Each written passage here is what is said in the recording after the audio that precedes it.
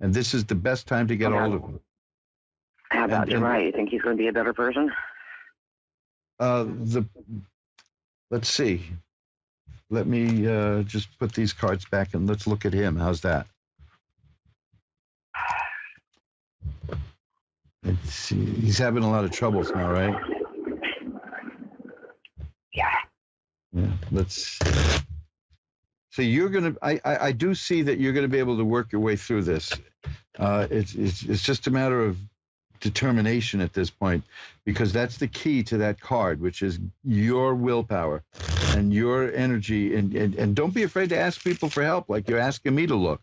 You know, you're asking me, and I can offer you some insights.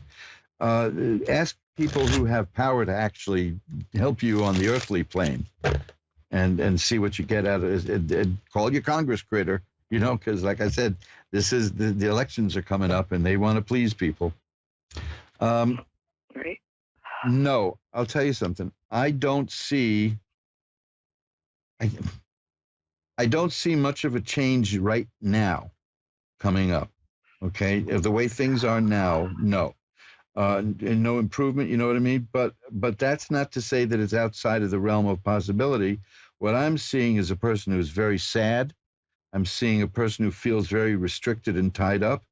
Oh, look, but see but after that, the final card I have is the Sun, which is about healing and health and growth. So there you go.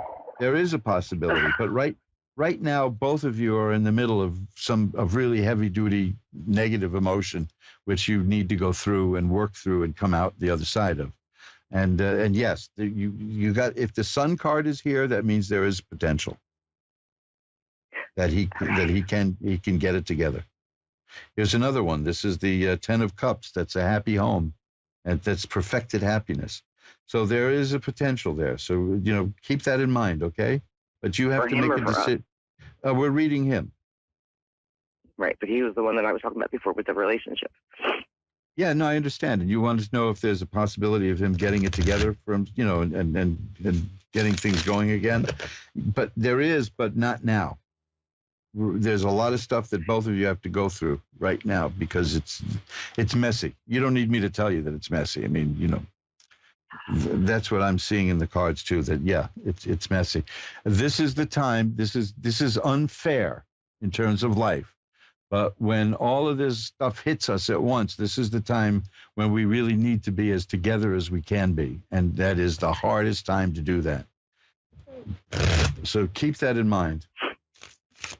Okay, and the first thing you got to do is take care of practical matters, which is find out from the Congress critter in your area if there is something you can do that can secure your apartment in terms of eviction. Because here we haven't had any evictions for a couple of years, you know, and you know, it's New York, you know, everyone's got an apartment here. But are you talking like local, or are you talking state?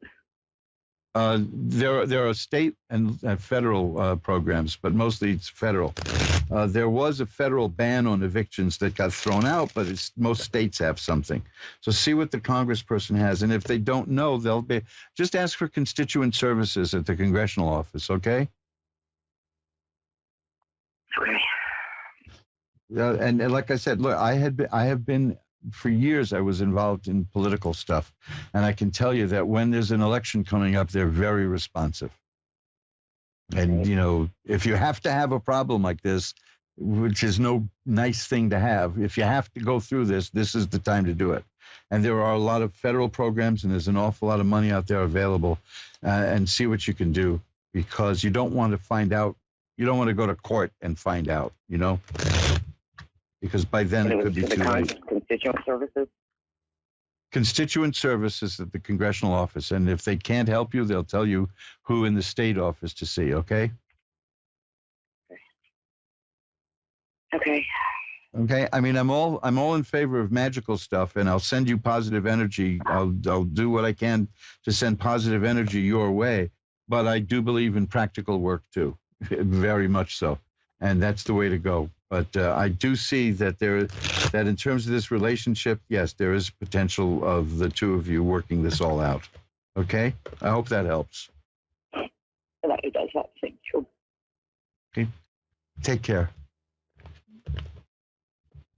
Bye-bye now. And let's shuffle up the cards. And, like I said, this is, these are really, really difficult times, very difficult times. And almost nothing is sure, and for a lot of us, money and health and housing have collided. And it's been awful, but there's a lot of services available now, and that's good. Stephanie in Groves, Texas is next. Hi, Stephanie. You're on with Reverend Elliot. Hello. Hi, Stephanie. How are you doing tonight? I'm doing pretty good. Well, maybe we can make that a little better. What can I look at for you? I don't know. What are my options? Whatever you want. It's up to you. Okay. Is there any possible way? I have a ex-boyfriend that, well, he was my boyfriend until he committed suicide. Is there any way you can catch any kind of vibe from him, or? Let me take a look. That's awful. But let's see. When did this happen? January 24th. Okay, so it's fairly recent. You doing okay? You holding up all right?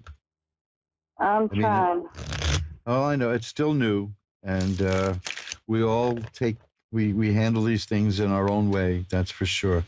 Let me see.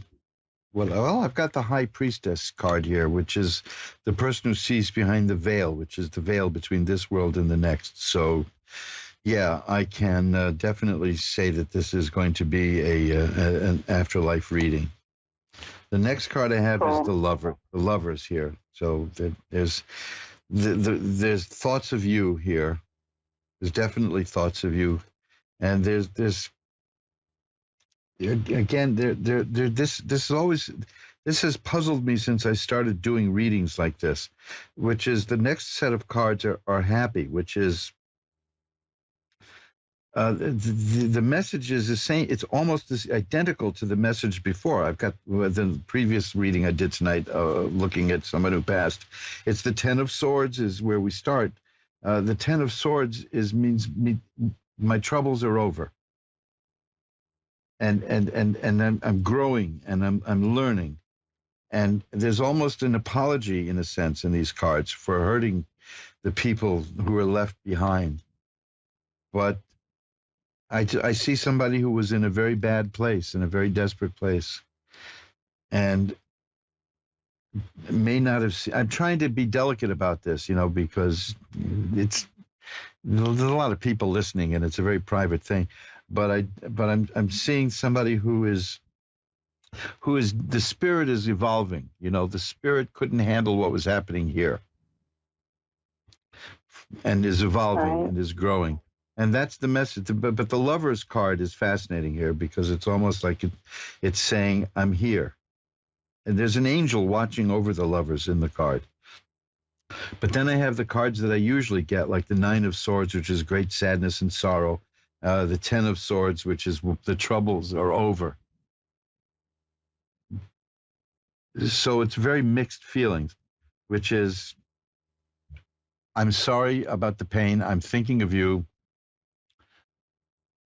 I'm growing, though. I am growing as a spirit. And that's it. That's all I can see. That's all I'm getting. Okay. Is there anything else you want to look at? Yeah, my future. Well, let's see what we have in your future here. Let's get a general look at the future. I love those.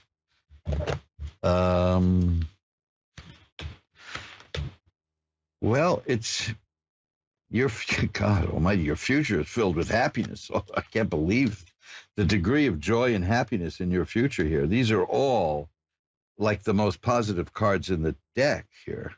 Okay, the Sun, the Ten of Cups. The Nine of Cups is great enjoyment and sensual happiness, and the Ten of Coins, which is a happy family life. This is fascinating, considering you're not particularly happy right now, and I can understand that. But all of these cards are very, very, very, very happy cards. Cards of growth and success and healing and enjoying life. That's the future. That's your future is there. It's looking good. That sounds about right, because I'm about to go in rehab and I'm going to get all my relationships back with my daughters, and that's going to be a lot of happiness. Yes, because that's a card of family. That card, it's a card of parents and children and grandparents and great grandparents. The whole 9 yards. So that's good. Yeah. That's good. You're ready for rehab, right? Yes, sir. Good. Because that's the time when it works, is when we're ready for it and we go into it. Right. I've known many people who the courts ordered them into rehab and they weren't ready for it, and it didn't do a damn thing for them, But then when they were ready for it, the court said there's no room.com, and look up cocktail alchemy, and you can find out how to make your own version of Irish cream for just pennies. And it's this is just marvelous stuff. These are all recipes that I've come across and tweaked, made better. How to make your own various kinds of liqueurs. Make your own anisette. I can't watch The Godfather without anisette. Make your own amaretto. All that. It's all there. And that's expensive stuff. And I don't like doing without luxuries in hard times. So I'm a big do-it-yourself guy. You can find that there at magic-works.com, magick-works.com. You might want to check out Mojo Brothers books to see a whole array of books that you might want to buy some books when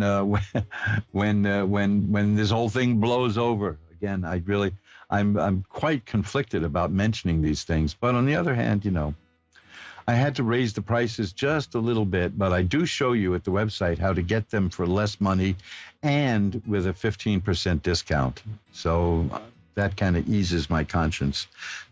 Says I don't want to turn this into a sell-a-thon, But hey, what can I tell you? How about free stuff?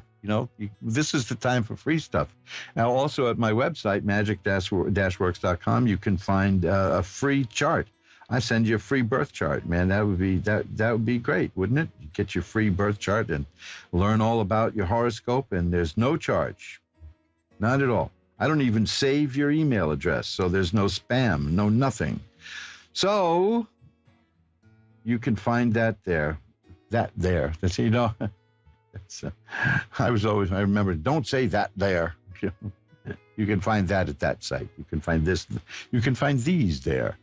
So there's all kinds of free stuff at my website. So you tool around there. It doesn't cost anything, and I have no premium content. So listen, I've got to run, but I will, if I have anything to say about it, be back next week. And I will see you next Wednesday at 11 Eastern, 10 Central, 9 Mountain, and 8 Pacific, where we will look through the magical window of the tarot and see how life is going to be treating us in the near future or in the long haul. So until then, remember, who you are is the universe's gift to you. Who you become is your gift right back to the universe. Bye-bye now.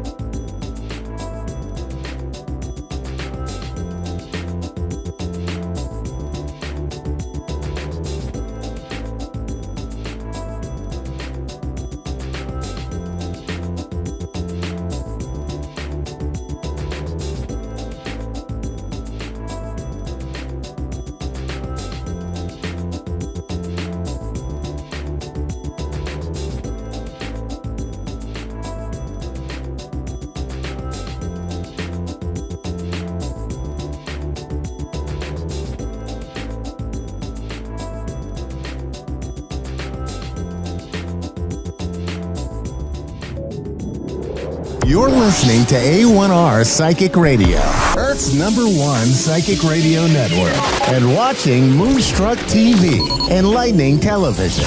Welcome. Time for the Mini Medium with Stephanie Cowan. Live from tarotwithsteph.net. Connect direct. In North America, dial 888-454-2751. In London, 20-3519-2158. In Sydney, dial 02-8488-3147. Or online, contact us through our Facebook page, facebook.com/psychic radio. Or one of our websites, askoneradio.com or moonstruck.tv. This is the Mini Media on A1R, the Ask One Radio Network.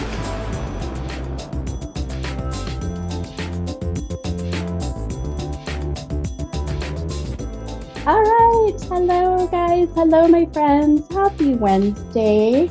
I was just laughing about what our wonderful producer just said about doing artistic interpretive dance. Now, I used to dance. I was a cheerleader, and surprise, surprise, and I danced all throughout my junior high and high school years. So, but that was many years ago. I don't know how well it would work now, but yeah, we have my 30-year class reunion is in August. 30 years. To sit and think that I have graduated 30 years ago is mind blowing because I feel like I'm still 21. So I don't know how that can happen. But anyway, well, happy Wednesday. Happy hump day, everybody. I am your mini medium on the A1R Psychic Radio and the beautiful Moonstruck TV. And I, as usual, have our affirmations for today. And I am prepared. I honestly don't know how, but I actually pulled those cards beforehand. But I kind of just thought it was the weirdest feeling before I got on. And I thought, you know what? I wonder what international day it is today. You know how they have like it's international, like lemon meringue pie day, you know, those kinds of things. And so I thought I would look it up and to share with you all. It's very interesting. So before I decided to pursue my soul's purpose as a psychic medium and do readings and also Reiki, I used to work for a large healthcare organization and I was an administrative assistant. And I completely didn't even remember, but ironically, today is Administrative Day. So if you have an assistant, you know, anybody that you feel is so valuable to your, you know, to your success when it comes to that, then I say make them feel special today. Today is National Administrative Professional Day. So, and I actually have an assistant as well, and her name is Kylie, and she's amazing. And we've just started working together because I've gotten so busy. So, my shout out to Kylie. I love you. Thank you for all of your help. I seriously don't know how lately I would be doing it. So, I appreciate her more than she knows. So, share the love. The other thing I thought was really interesting is today is International Hug and Australian Day. So I actually have some friends that are in Australia, and one of them is actually a reader on A1R and Carmel Ann, and she's on Soulfully Guided. So air hugs to her and air hugs and virtual hugs to Australians out there. I love the Australian accent anyways. And man, I'll tell you, when I do readings for those in Australia, I just love to listen to the accent. And so there you go. Surprise, surprise. Today is International Hug and Australian Day. So if you happen to see an Australian or you know one, give them a hug. I guess that's if they're okay with that, right? Yeah, don't disrespect those boundaries, those bubbles. It's also International Confederate Hero Day. So that's interesting as well. So um, celebrating and thinking and recognizing, it says the Confederate heroes. I think it's really cool as well. It's interesting because I think, how did they come up with this? How do they come up with these international days? Is it just someone all of a sudden decides that, oh, hey, I was thinking about blah, blah, blah. So today's going to be that day. And I don't know. Anyway, it's interesting. I thought, how fun. Some little, what do they say, useless knowledge or whatnot. And then give you a heads up. Tomorrow, tomorrow is National Kids and Pets Day. Isn't it Kids Day every day? I kind of feel like it is. But tomorrow is, National Kids and Pets Day. So give that extra love to your kiddos, to your fur babies, and celebrate their day, I guess, right? All right. So I have my affirmations for this week. And yes, I said affirmations, plural, because the number I've been drawn to today is the number 54. And the deck I have is only 44 cards. And I thought, maybe it's because I need to pull two. So I pulled the fifth and then counted four out. And I'm out of breath this morning or this afternoon, this evening. That's my body's way of saying get my butt to the gym. I get working out. So the affirmation, the first one for you all, very simple. It says everything is going to be okay. And I mean, I feel like I'll show this on my Facebook Live here, and the pretty butterfly that's on these cards. I mean, seriously, so simple that sometimes, seriously, we just want someone to say, it's going to be okay. And you know what? And it's okay to not be okay, right? It's okay to not be okay. It's okay to have your moments. And I'll tell you, yesterday, I was not having a day. I was not okay yesterday. It was a bit rough, but I have a feeling it's this crazy retrograde, right? Mercury retrograde. Just blame it on that. And then our second affirmation that I pulled says, I dare to dream of wonderful things happening in my life. So again, I'll say it again. I dare to dream of wonderful things happening in my life. So I dare you all to dream of whatever wonderful things that you would like to manifest and happen in your life. And see how that challenge goes for you. I truly believe in the power of attraction, power of positivity. Everything you put out in the universe comes back right back to you. So make it positive as best as you can, right? So, hey, well, I am ready for my first caller, and this is Mary in Alabama. Hi, Mary.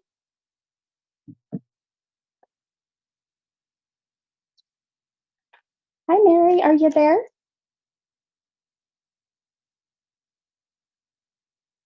Oh, we might. Yeah. See, I'm telling you, it's the retrograde. Mercury retrograde causes crazy technical issues. I'm telling you. I've had it the last couple of days, and we're seeing it now with technical issues.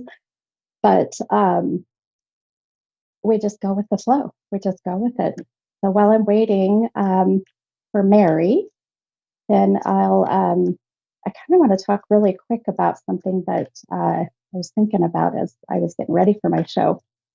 I have these beautiful Rose of Jerichos. I don't know if you all have heard of them.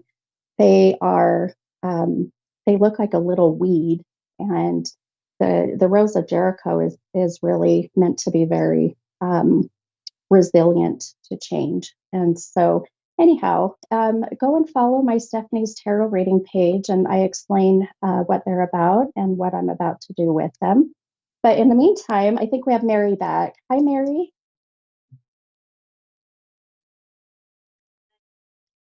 Maybe. Hi, Mary. Are you there? Yes, I'm here. Oh, I can hear you. I think so. Can you hear me? Yes, ma'am. Yes, ma'am. I Oh, can hear you very perfect. clearly. Wonderful. Awesome. Okay. Well, how can I help you today, my friend? I was calling because I want God to send me a male friend, and I want our relationship to be full term. And can you give me his name or anything? And I also want to be blessed with money, and also want to get money to be able to pay cash for a house and a newer vehicle. And I Girl, really want to that's what find we that all true want. love. I hear you. I hear you. So, the beginning of your question, I apologize, but you had said that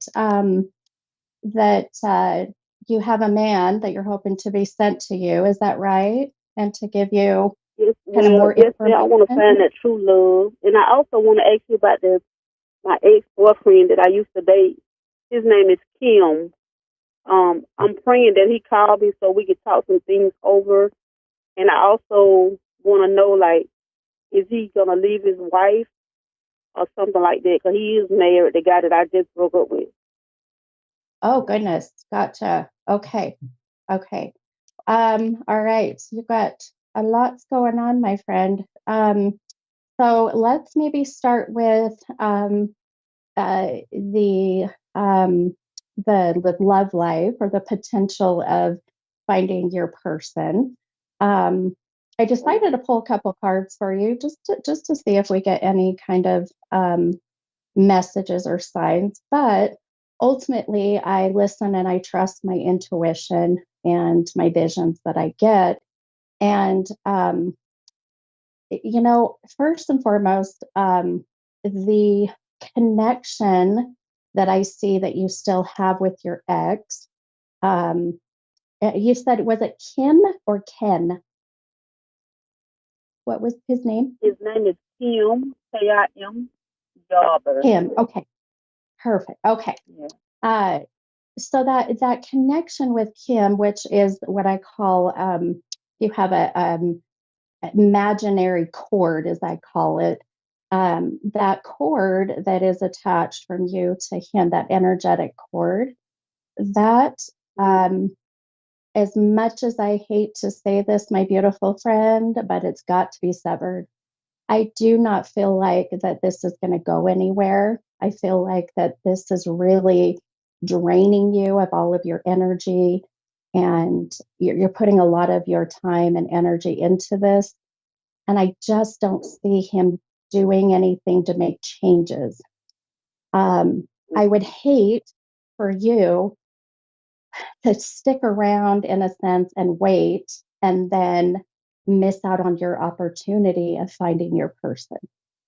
So I Mhm. do feel like So this, do you think he still will end up leaving his wife though, like next year? I do not see him making any changes in his life, my friend, at all. I feel there's a sense of just comfort right now. So it's comfortable and it's convenient for him. And it's not fair to you because you deserve to find your person. And so I really feel my intuitive suggestion would be to move on and sever that cord per se. Um, Mhm. the connection of a potential new love, if you will. I the the timing wise, I feel for you. Um, I'm really going out. Yeah, right about the end of this year. I'm looking at December. I keep seeing the number 12, and so December. Um, I I feel like that the universe or God or whoever you believe in uh, wants certain things to happen before the next thing can happen. So the first thing that needs to happen is to sever that tie with the ex. Then come December, then you are able to, connect with your person. So I do feel December is a good time. Now, with money and finances, I did pull a card for that particular topic. And you pulled this 5 of coins card, and a coin is good sign. That's a good sign because coins do represent money. So of something of value. So um, I feel like, yeah, about the end of next month, for you, Mary, watch for, it feels to me the end of May, there's an opportunity for you to either uh, be advanced in your job now, or to have a whole new job that is going to pay more. So watch for those changes to come. Okay. Yeah, right about the end of May. Right about the end of May. And I feel like the biggest challenge that I feel that you have to face this year when it comes to money is to really buckle down and any kind of frivolous spending that's there, to really hone in on those things and diminish that or limit them. And then I feel at the end of May, this new promotion, this new job is really going to help you to get to where I feel like you're not so strapped every month. Does that make sense? Yes, ma'am. So back to the relationship part. Do you see me like start dating any guy? Can you picture his first name maybe, or the first letter in his name?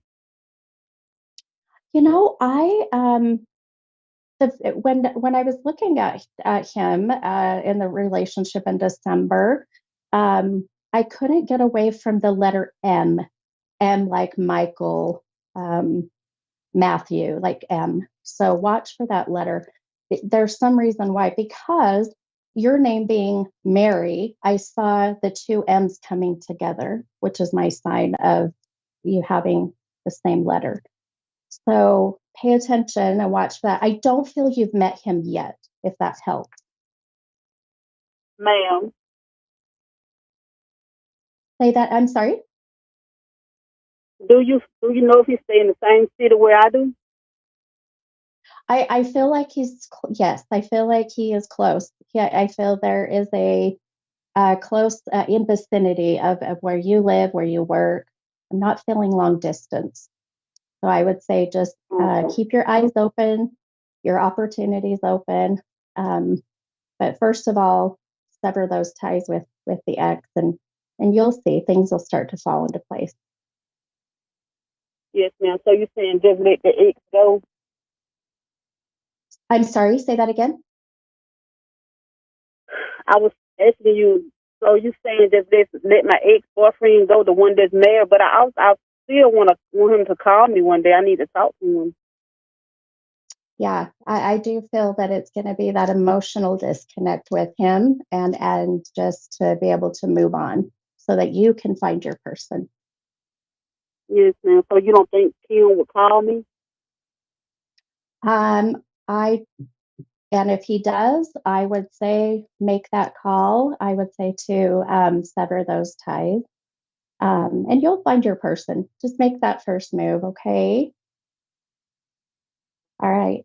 Well, I appreciate you calling, Mary. I have another call waiting, but I'm wishing you so much love and light and sending your way, okay? Yes, ma'am. Thank you. Have a great night. You're welcome. Bye bye. All right. Okay. All right. I have Ava in Arizona. Hi, Ava. Hi, how are you? I'm good, hon. How are you?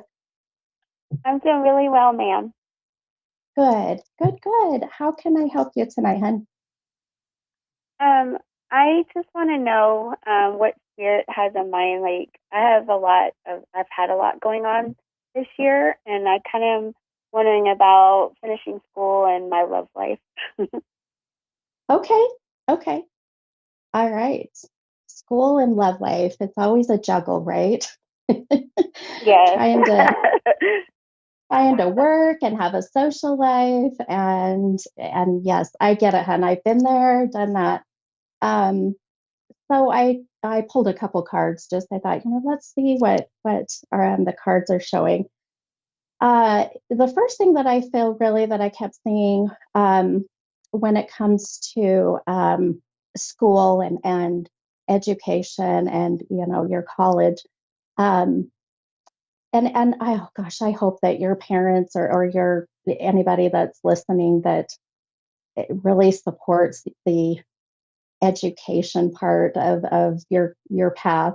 And I mean this in a very loving and very productive, positive way. But I just feel like that you have so much to give back to the universe, to this lifetime, that I worry that you're doing a lot of even schooling or education because it's what others want for you to do.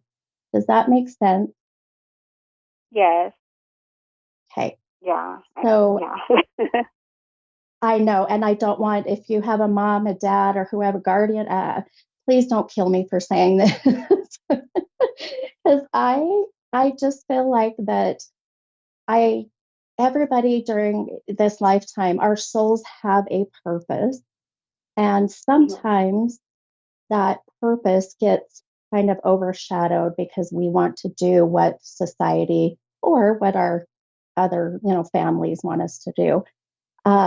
So I just say, education wise, um, if you're passionate about it, I say, keep it going. But I really feel you have a very healing energy. I can hear it in your voice, I can feel it. And those types of people are going to be those who are like your nurses, your teachers, your doctors, therapists, cosmetologists, these kinds of things. So um, you have such a beautiful, I feel, purpose of wanting to help others.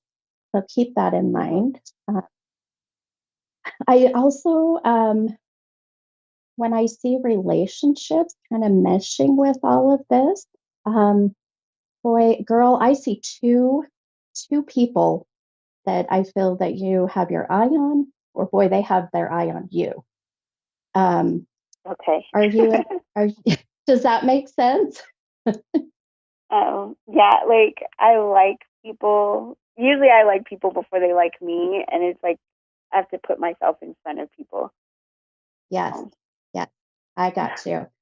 Well, I think you're going to be pleasantly surprised that even though you say the other, that you have to like them first, like you were saying, I feel you're going to be pleasantly surprised by the reception of how another is feeling for you. Um, Mm-hmm. and for whatever reason, I keep seeing the number 5 with this connection with this person. So for me, that would be validating that their birthday's in May, the 5th of the month.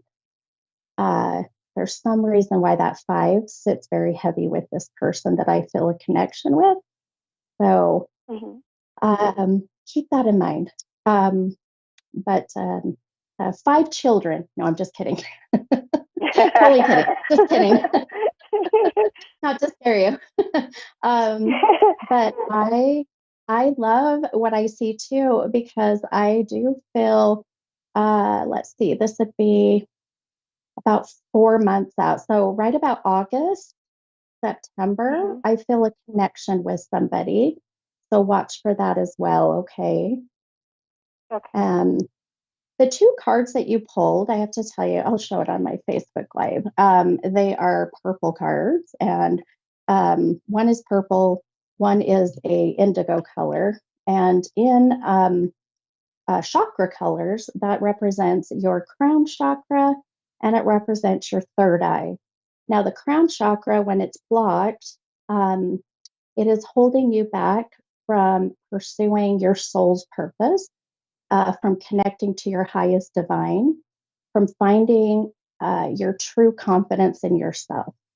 When that third eye chakra is blocked, and these two cards represent these, the third eye is trusting your intuition, trusting your gut per se. So even these cards show me that you have everything that it takes within you to be confident, to connect with your purpose, to exude this confidence, to where you can connect with your person and a relationship. So, come that August time, September, I would not be surprised if you make that beautiful connection. So watch for that, okay? Okay. Can I ask really quick what you're majoring in, what you're going to school for? So, when you were talking about the the connections in my past and me and the school connection and kind of being over it for other people, I started a clinical psych degree, PhD, a long time ago, and I'm now finishing a behavioral health PhD. Wow. And so, like, it's kind of, so I have two people in spirit that it's like a promise to them to finish, but I have senioritis really bad. Oh, yes, I bet. I know how that is. Well, so it's like, it's the push more for them to finish than it is really for me, but I do owe it to myself. I'm done. Yes. I just got to finish my dissertation. 100%, my beautiful friend, please finish. And, what you just described is exactly what a healer does. And, intuitively, we connected beautifully about, doing this for someone else. But it's not a bad thing, because look at the beautiful promise that you're fulfilling, but also you're actually doing what a healer is meant to do, and that's to help others, So just, give it your all. Like I said, open up that beautiful crown chakra, connect to your purpose, and you will finish, and you are going to do amazing things, my friend. I can feel it. So just keep on keeping on, right? Keep on swimming. Just keep on swimming. You'll do great. I've been hearing that. Keep on swimming, keep on swimming. So you just answer that. I must be psychic or something. Oh my gosh. Oh, well, it was so fun to meet you, hon. And I hope that you, have such a successful life. And thank you for doing what you're going to be doing. We need more healers in this world. So thank you so much. Thank you so much for this. And I'm going to keep going. Good. All right, hun. I'm wishing you all the best and have a beautiful night. Thank you. You too. Okay, bye-bye. All right, guys. Thank you so much for joining my show tonight, The Mini Medium. I will see you guys next week, Wednesday. Follow me on my Instagram, minimedium75. Thanks so much. Bye, guys.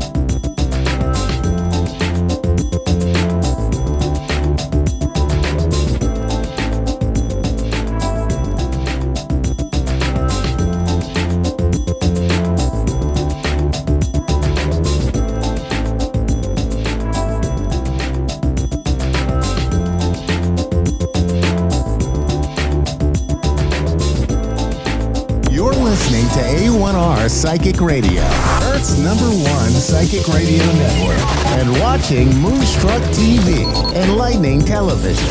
Welcome. Time for Psychic Paths with Suzanne Marie.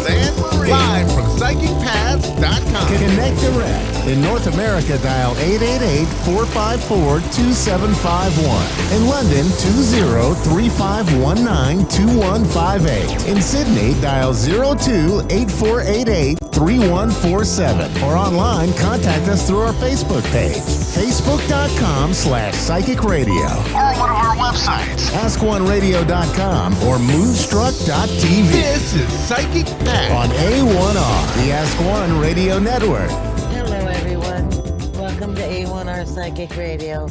I am Suzanne Marie, and I'm with Psychic Paths, and I'm in the middle of moving. So, it's a nice rainy day, but it's all empty here, so you can probably hear an echo. But this will be my office, and this will be my house, so I am very, very happy as it is, and patience is not one of my virtues, but this is one of those things that will make me, I guess, learn some patience. So anyway, I am a clairvoyant, and that means I can see, hear, know spirit messages, and also I'm a light trance medium, which means that I can speak to past loved ones. I am so glad to be here. It's been quite a while since I've been able to be on the show, so I'm very, very happy today. You can reach me at psychicpaths.com if you would like a personal private reading. I'm available. Please check out my website, and if you like what you see, please email me or call me, but please leave a message. I am in the middle of Minnesota, and I am in St. Cloud, Minnesota. If anyone would want a in-person reading, personal reading in central Minnesota. So hi, everyone, and welcome. And I hope that everyone is doing well. There's a lunar eclipse tonight, but I've been moving, so I'm a little scattered. But I hope that everyone is feeling loved and safe and taken care of. We have Melissa from Arkansas. Hello. Hello. Hi, how are you tonight? I am fine. How are you? I'm doing okay, just moving, and it's a headache. Yes. So what can I help with tonight? I guess just a general reading, hon. What all do you do? Okay, let me see what Spirit says.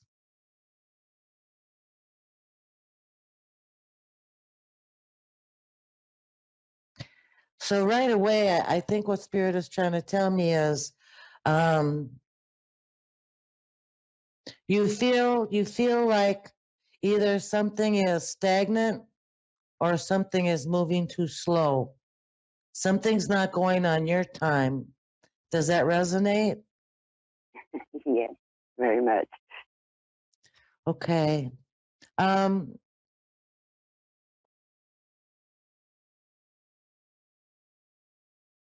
Spirit is also saying that you may have others to depend on with things, but they're saying also that you're the leader, that the people that you may be waiting for or having to move when someone else does what they do, you're the leader. You're it. So in that way, you're kind of in charge, and they're telling me that that is your character or that is your personality, that when you say something, people listen, is what they're telling me. No. You've got that talent. You should use it. That's what Spirit wants you to know. That you have an authority with people that maybe you don't know, but you can at least experience it with starting. Because they're very much telling me that you are a leader. And sometimes it takes a while for us to learn our own power. And what Spirit is saying is that is one of your talents. I'm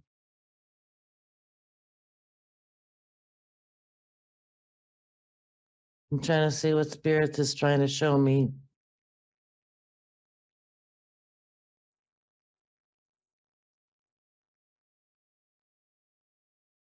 They're telling me that in some situation that you are not able to or not capable of really showing that side of yourself. There seems to be some kind of emotional or verbal I see an altercation. So I won't go into that, but Spirit very much is telling me that you have that gift, and I hope that you find a way to exercise it and experience it. Are you with me? Yes, ma'am. I'm listening. Okay. So I think that this moving that you want to do, I think it has a lot to do with the Pluto transiting Aquarius. Did this just start like maybe 2 months ago? This feeling of being stagnant or stuck? Yes, yes. That's when, yeah. It would depend. It would depend on where Pluto and what house in your astrology, your birth chart. But I think it would be one where the status quo is not working for you right now. You want to change. Everything just seems to be like you want to change, and you would like to Well jump to overdue. that. Yeah, it's overdue. So if this is Pluto, which I'm really thinking it is, the Pluto transition, and I'm sure the lunar eclipse isn't helping either. But what I would suggest is that you look and see what are the things that you really want to change, and make a goal of doing that step by step. Maybe you can't run out and move your house or move your city or drop your friends and get a new tribe. But there are certain things that can help you feel more satisfied with it if you make a goal and if you set down the things that you realistically can do to change things up. Um, move your furniture, change a routine. But I think it has a lot to do with the Pluto. And it is a long lasting Pluto, 17 years. Okay. So if you move to another country and change your whole life, I wouldn't blame you. But we do have to do it. We do have to do what's realistic. And I think that you can just take it step by step. And what I'm getting from Spirit is you're a really wonderful person. And you're not stagnant, but you may just feel like changes are in order. So if you can set some goals and set some things that you would like to change, I think that would work. I think that would satisfy the urge to move, to get going. Okay? Right. All right. Thank you so much. I hope that resonates. Do you have any more? One quick question? Well, back to the, you had said something about an altercation or emotional or verbal or something. Yeah, I did. I seen it. And I just feel like with someone or? Yeah, with someone. And I don't know if it's in your past. Okay. But it was relating to being submitted, being told to be good or be quiet or not ask for what you need. It had to do with something like that. And I just didn't want to start anything I couldn't finish, but I did see it. that gives me a little more understanding. Be loud, All be right. proud, and be you. Yes, ma'am. Thank you so much. Okay, well, you have yourself a good night, and thank you so much for allowing me to share. Well, and I thank you for sharing. And you have a good evening, too. All right, good night. Good night. Well, everyone, this was a very good show, and I'm so glad I could be here, even though I'm in the middle of a move. And I missed you guys, and I'm just so happy to be back. So with that, have a good night, and I'll see you next week. Bye-bye. Amazingly accurate, clear answers to any question. You'll love Suzanne Marie readings. Clairvoyant reader and spiritual light trance medium. Tarot is used for spirit confirmation. She's been a spiritual reader for 30 years and would love to be able to bring accurate, clear, visionary readings for those who seek answers. Available online and phone. Call 320-455-2303 or email readingsbysuzanne@gmail.com. Suzanne Marie. Check her event page for specials.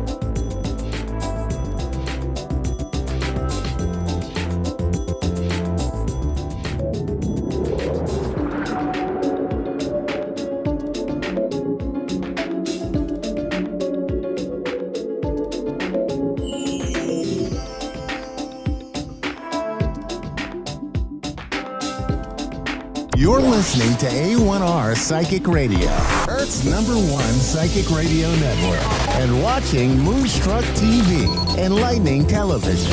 Welcome. Time for Understanding Spirit with Mary Shapano. Mary Shapano. Live from MaryVCircles.com. Connect direct. In North America, dial 888-454-2751. In London, 20-3519-2158. In Sydney, dial 02-8488-3147. Or online, contact us through our Facebook page, facebook.com/psychic radio. Or one of our websites, askoneradio.com or moonstruck.tv. This is Understanding Spirit on A1R, the Ask One Radio Network. Hello, everybody. and welcome to Understanding Spirit. My name is Mary, and today we're going to work through understanding the energy in our body, how we feel, and connecting it with when we have the voice in our head and learning to separate it from the voice from spirit. Last week, we worked on our third eye and how to focus on staying within a meditation. And today, we're going to concentrate on just separating and understanding what is the voice that is your voice and what is the voice from spirit. So this is a good way to help you along with your intuition. So let's get started and we'll learn how to understand spirit better. Okay, so this exercise does not require for you to go into a meditation at all.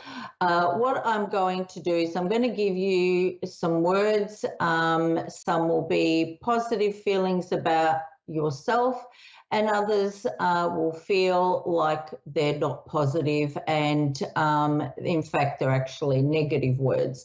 But it's about learning to feel how the body reacts when you get messages like that within yourself and also from spirit, because they will give you feelings that will impact on your body. And spirit will use all means that they can to get a message across, whether it's something for yourself or if you're learning to connect with your intuition and learning to connect with spirit. Okay. So if you want, it probably would help you to close your eyes, though, just so you can focus a little bit more. And I want you to think these words and say them in your mind with as much energy behind them as you can. And when you say them, I want you to feel how your body reacts in that moment, and also to see where that message is placed in your body, so you can identify what is yours. I'm not going to tell you where I get mine at the moment. I'll tell you after the exercise, because I don't want you to feel like you have to do it the way that I get it. So I wanted for you to know that it's unique to you. All right. So close your eyes if you like. And I want you to say to yourself in your mind, I am content. Feel where the voice is in your body and feel that feeling in your body as well.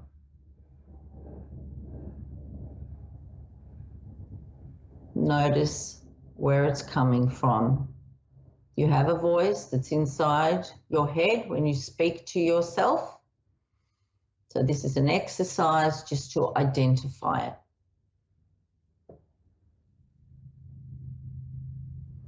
Now I want you to say to yourself in your mind, I am thirsty.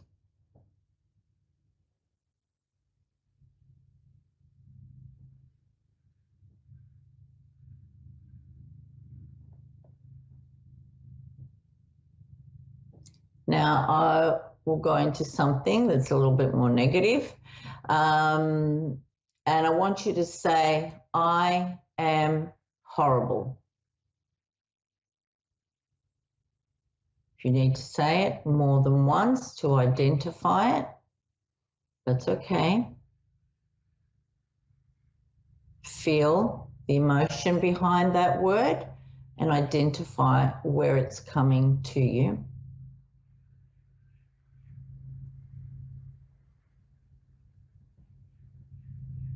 Now I want you to say to yourself, I am happy. Repeat that to yourself a few times. Lift your energy up again. See how your body is reacting. And also try again to identify the voice that is you within your head. When you start playing scenarios out in your head or you're thinking about things in your head, it's very important to identify what is you. Because once you're tuned into your own voice, then you can identify the voice that is coming from spirit more clearly. It's one of the main questions, probably if not the first question that I get when I'm teaching and people want to know, how do I know it's me? You know, what if it's just me telling myself, you know, like all these things? Now, for me, when I get my messages, I get them here at the forefront of just behind my forehead. All right. So your pineal gland is around the middle of your head, going down, so behind, sort of sitting in the middle of your head. All right. And that's where your screen is, like we did last week with the third eye, placing the screen. That's where you see that. And when it's my own thoughts, my own images that I give to myself when I'm playing out some kind of scenario, if it's something that I'm dreading, and I'm thinking, oh, this is going to go really bad. I'm not looking forward to going to this dinner or this party or this meeting or whatever. And I'm just overthinking everything. You know, I will feel that negative emotion in my body and also know where it is. Okay. So, I hope that that's helped you to identify your own voice so that when we work with our own clairaudience and we practice that, you will be able to also know that then when you're hearing spirit, that it's not coming from here, if it's like me, or, you know, that you'll know that it's coming from somewhere else. All right. And it can come from a variety of places. Oddly enough, because I've been teaching for a while now, and some people will feel it at the back of their head, you know, and some people just can't get it past, you know, their heart area. So whatever it works out to be, for you, just, know to trust it. And this is an exercise that you can keep practicing if you haven't been able to identify it in these few words. Keep practicing it. Make a list of positive words, make a list of words that impact on you in a more negative way. And that way you'll slowly start to identify, you know, how your body feels, because spirit will give you, if a spirit died of a heart attack or chest pains of any kind, they may give you like pains in your chest, or if they had problems with your knees, they will give you pains in that area of the body, should they choose to give you that message in that way. So it's very important to start identifying that, because when you feel that and then you get spoken words, you want to know and be sure that it's not you that has now got a backache, especially if you do have backaches anyway, or, like I do. And I want to be sure that that is something that I'm getting from the spirit that are telling me that they had backaches as well. So it's very important to practice that, to be able to be confident going forward that what is you and what is messages from spirit. So we also have, when we're seeing spirit or hearing spirit, we get it's separated in two ways. You can see spirit objectively, which is outside of your body. So you see them the same way that other people see. You see other people, or you see them in your third eye. And the same thing goes for when you're hearing spirit. You either hear it externally or you hear it inside. So it's important to identify those as well. So keep practicing and working towards understanding spirit more, and each day we will work on that. So I hope this is helping you. For all of you that want to tune in to your intuition, it's the gift that we all have. It's just whether we want to choose it, to work with it and develop it. All right, so I'm here for you. If you have any questions, please contact me. You can email me. Thank you for tuning in to A1 Radio, Psychic Radio and Moonstruck TV, and I will see you next week for Understanding Spirit. Thank you.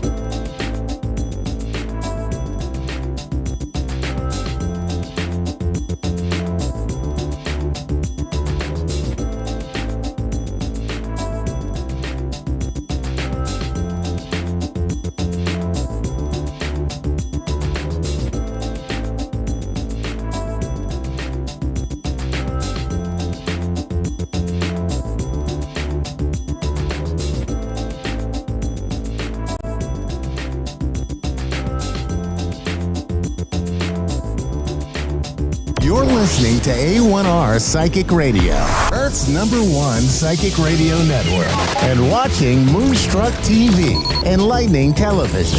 Welcome. Time for New York City Celebrity Psychic with Perry Lyons. Perry Lyons. Live from PerryLyonsBrilliance.wixsite.com/Perry Lyons. Connect direct. In North America, dial 888-454-2751. In London, 20-3519-2158. In Sydney, dial 02-8488-3147. Or online, contact us through our Facebook page, facebook.com/psychic radio. Or one of our websites, AskOneRadio.com or Moonstruck.tv. This is New York City Celebrity Psychic on A1R, the Ask One Radio Network. Hey there, I'm Perry Lyons. This is Moonstruck TV, and the name of the show is Perry Lyons, New York City Celebrity Psychic. However, today I'm in Maryland. I came out to work in my mom's house, and there was a power outage. So I am in a no-tell motel. And believe me when I tell you, I'm the only person not committing adultery in this square 300-foot area. But God bless them. I would commit adultery, but I haven't managed to finish selling my ethics on eBay yet. I'd like to wish a happy 90th birthday to the Loch Ness Monster. It was 90 years ago, maybe not her birthday. I mean, she looks pretty good, but I think she's had some work done. It was 90 years ago, almost today, that she was first photographed, if you believe the photograph, which why not? It's fun, by a Scottish surgeon. I don't know why I'm telling you it was a surgeon. It's just a guy holding a camera, okay? And ever since then, we've all been Nessie crazy. Unless we haven't, unless you really don't care about Nessie, which is fine with me too. But I love the Loch Ness Monster. Hopefully it isn't reciprocated. I don't think I have room in my house for... the other thing, what's the other thing?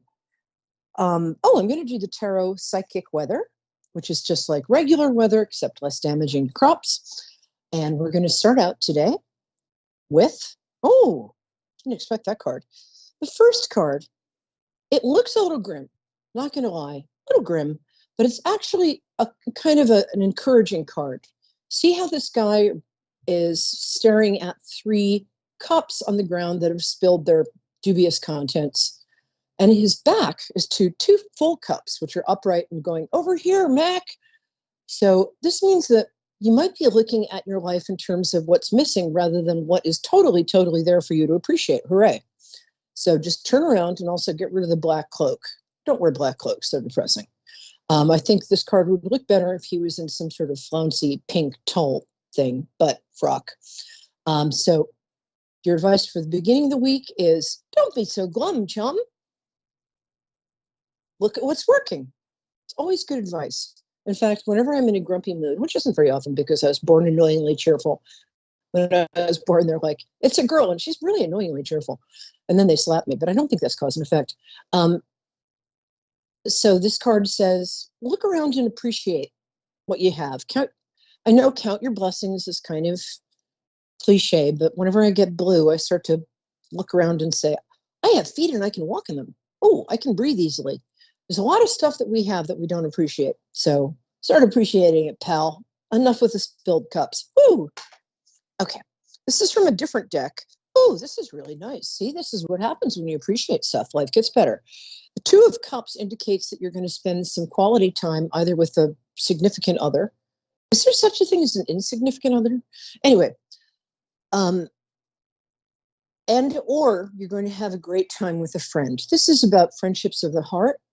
These 2 people on the normal card, it's 2 people exchanging golden cups at the level of the heart, which means 2 people exchanging confidences and trust and being loving and all that. This could also mean that if there's somebody you've secretly had your eye on, wink, wink, wink. I don't mean stalking. Enough about my personal life. That this might be a good time to, just sort of say, hey, how about you and me go to, thank God it's Fridays, and order a nauseating drink. But seriously, like that ever happens on this show, this is a good time to feel loving and trusting and know that it will be reciprocated. Unless you end up getting a restraining order, in which case I'm not responsible. The next card is, oh, that's a scratch off ticket. Oops. I did that on purpose. The next card is, it's the family card. This is a family legacy. You can see that there's an old dude in the front and then a guy and a girl. And there looks like 3 generations. There's also dogs. Dogs are always good.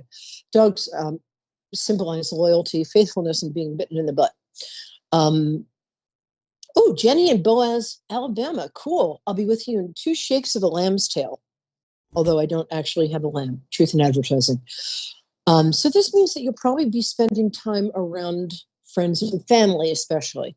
This is towards the end of the week, which is to say next Monday, Tuesday, Wednesday. This also has another meaning when I get this for people who are looking for a significant other.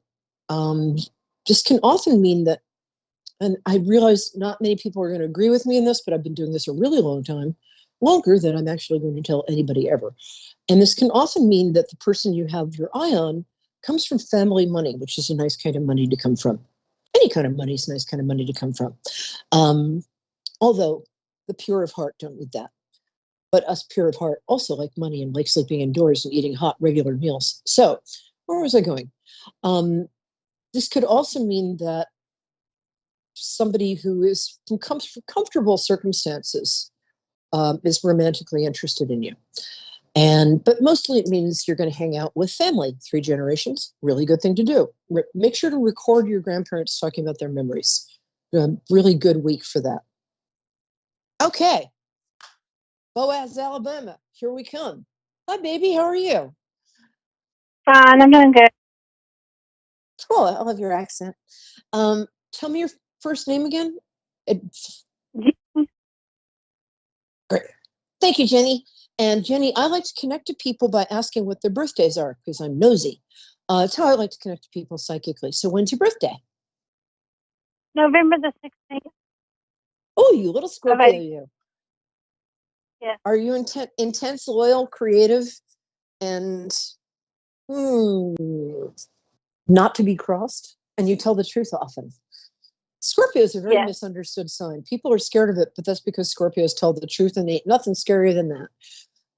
But I love them. I'm a Pisces. We're the only people who can handle you guys. How can I help you today, my love? I like to do a reading on my brother that passed away. Oh, I'm so sorry. You have a 2-syllable first name. What was his first name, please? Michael, Michael.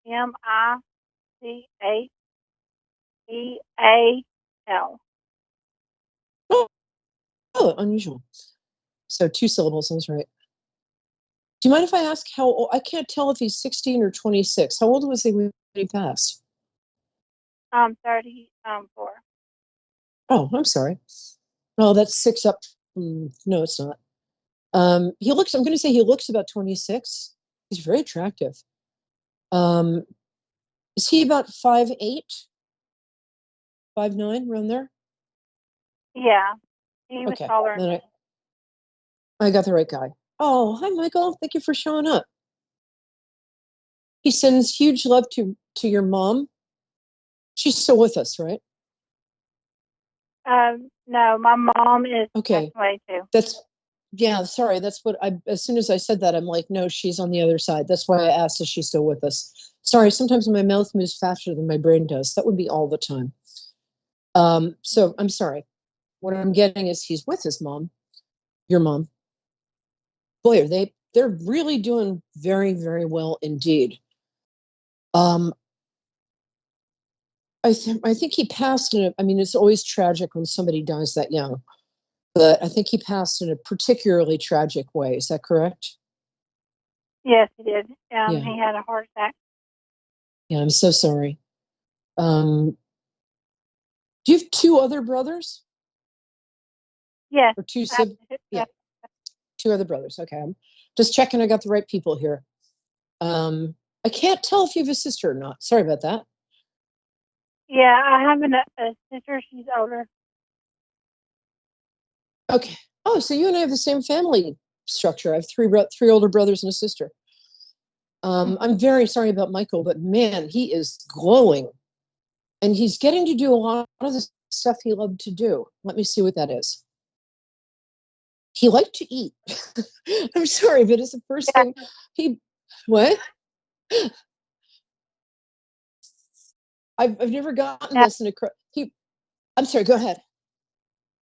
Yeah, he loved Chinese food. Like, he always wanted to go out to eat Chinese. Like, we always went to Chinese. That's so cute. He's really cute. I feel like he's got a dimple on the right side of his face. Does he have a slightly roundish face? Yes. Yeah, and he's got a dimple on the side, right? He's got a great smile. Hi, Michael. Does your mom's first name, is it an old-fashioned name? Does it have an L in it? What? Amy. Okay, no L. Is there an L anywhere in her name? Did she have a middle name? Yeah, your middle name Lee. Okay, that's what I'm getting. Thank you, dear. Amy Lee is what I'm getting. Thank you. Hi, Amy. Well, they're very happy, and they're with more of her family has passed than your father's family, so she's all good. She's hanging out, and she gets to go to church a lot. Yes. Yeah. She falls a lot. Yeah, she's lovely. She's also holding a cake up for you. I don't know if she'll bake you a specific cake on your birthday. This looks like a coconut cake. It's got white icing, whatever that is, it's for you. Meanwhile, Michael is saying, take care of his kitten? What the hell does that mean? I don't think he had a kitten. He's already taking care of his kid. What? His kid? He's got kids. No, kids. That makes a lot more sense than kittens. I'm sorry, it's not a great connection in terms of audio. I was thinking kitten didn't make much sense. So you have 3 kids? Yes, he Or has 2? 3. 3, okay, good. 3. I'm on fire tonight. He wants you to look after the youngest a bit more than the others for him. The older 2 are fine. The youngest is still kind of finding his or her way and is very sensitive. And that's something that you understand. You're very good with sensitive. I think you're very good with kids, but you're very good with sensitive people. You're very empathic. And you know how to, I just think you'd be really good in this kid's life a lot right now. And maybe, I don't know how old this child is, but maybe, I can't tell if it's a boy or a girl. Do something fun with him or her. Take him to an amusement park or something. It's a girl. Yeah, it is a girl. Okay. And get her mind off it. She's very sensitive and she's suffering. I do think I'm not sure about this one because sometimes I'll get something and I don't know if he liked tinkering with like motorcycles or cars. I'm not sure about that one. So he did. Okay. He did that. Yeah. Did he like motorcycles especially? No. He liked like toy motorcycles. He would make those and put them up, like set them up. Cool. Apart. Okay. Well, he loves you. He mostly loves your brothers and sister. There's one of them. There's a little misunderstanding there, and he's still working that out. He did not expect to die. He was like, boom, gone. So he's still figuring that out too. But he's in a really good place. He's with your mom. And there's a grandfather figure of some kind who I really like. A very good man. I hope that works for you. He sends his love. Spend time with his kids. I've got a young lady in, I think, Georgia coming up in a minute, but I wanted to thank you for giving me the opportunity to connect with your brother and with you and with your mom, because they're really lovely people. And I hope that we got enough things right so you understand that life continues. Love continues. Love doesn't die. Okay, baby? Okay. Thank you. Take care. Mhm. Hi, Well, sweetie. How are you? Thank you for calling in. Hello. Tell me your first hi. name again. It flashed on the screen very fast. Oh, Aubrey. What a beautiful name. Yes. Thank Cool. you so much. I want to be named Aubrey too. Let's both be Aubreys. It's a great name. And what day is your birthday, my angel? Sure. July 7th. Oh, we're getting all water signs today. Awesome. Cancer. Yes. Yes. 7/7. Very good. I Mhm. love cancers. Another misunderstood sign. You guys are the No. big sweeties of the zodiac, except that sometimes you're so sensitive that sometimes you can put up a little shell or wall, but you're so Right. sweet. I'm very, very empathetic and a little psychic. How can I help you today, my Aubrey? Hi, I am just curious. I started a business not too long ago, and I'm just curious if it's like something that is going to actually be worth it for me. Is it something that's going to happen? Like, am I going to stick with Yes. it? It's just becoming draining at this point. Yeah, it's a lot of work. Usually, honestly, it can take 2 years for business to really find its feet. And right now, you're totally, you jumped in at the deep end, didn't you? I don't think you knew Yeah. how much work it was going to be. Yeah. Mhm. And it's not like you don't have a business degree, and neither do I. And frankly, I don't trust people who do, but don't. Oh, did I just say that outside of my head? Damn it. Do you mind if I ask what the business is? I can't quite get a read on it, and I want to save time. Are you there? Hello? Yes, a cleaning business. Oh, good. Okay. Oh, can you hear me? Oh, that's a very good idea for you. You know what you need? You need a gimmick of some kind. I don't mean like Mhm. nude cleaning, which was very big in New York in the 90s for some reason. So don't do that. But either organic or you need a hook because there's a lot of competition where you are. You're actually better than any of them. You might want to call it something like the OCD cleaners. We're obsessive compulsive about your house. Because the thing is, you're very Right. detail oriented. What's that like? You're very detail oriented. You're really good. Can you come to Maryland tomorrow? That would be really nice. I could use you. Please, please. I'll give you a free reading. My house looks like 3 hurricanes hit it. Oh no. Oh no, it's bad. Well, I'm very good at a lot of things, and cleaning isn't any of them. You know what? I think you're a little afraid to be your entire self in selling this business. But the thing is, you have a great personality. I would totally hang out with you any day of the week.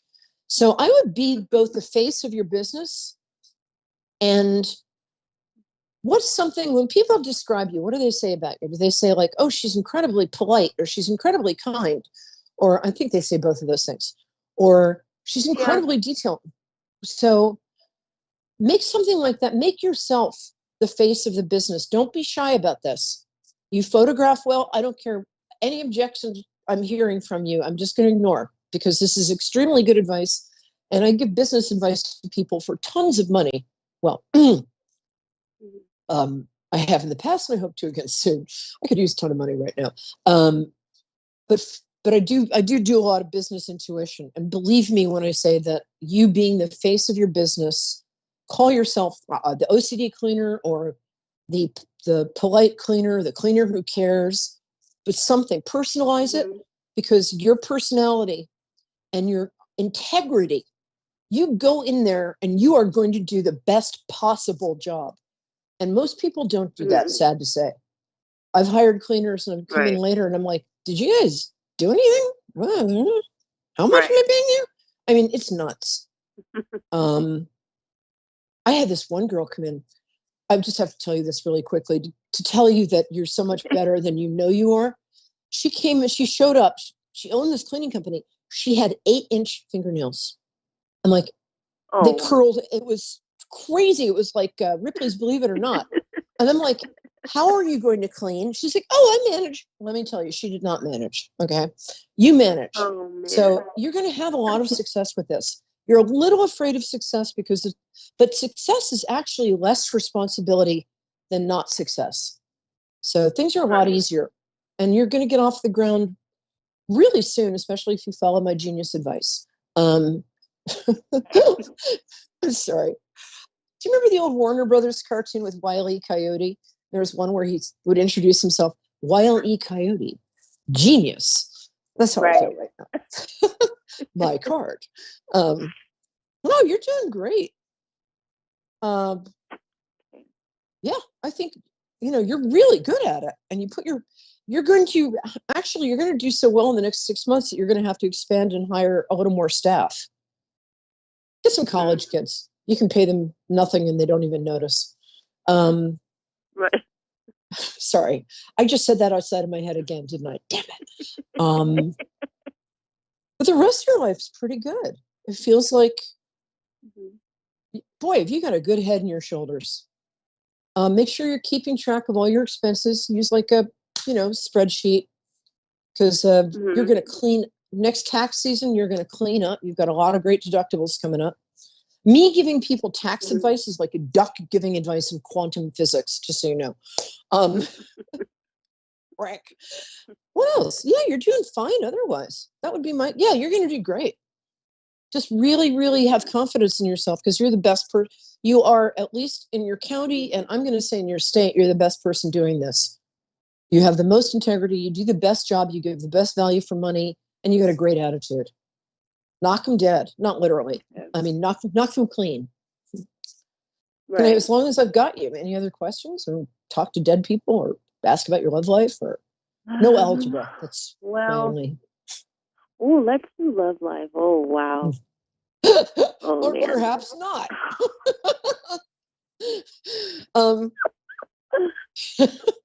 You don't mind if I just curl up in a fetal position under the bed and sob uncontrollably, do you? Oh, sorry, that's my love life. Your love life is you know what? You don't really want a full-time partner right now. Boyfriend, girlfriend, whatever, llama friend. You don't. You're too busy.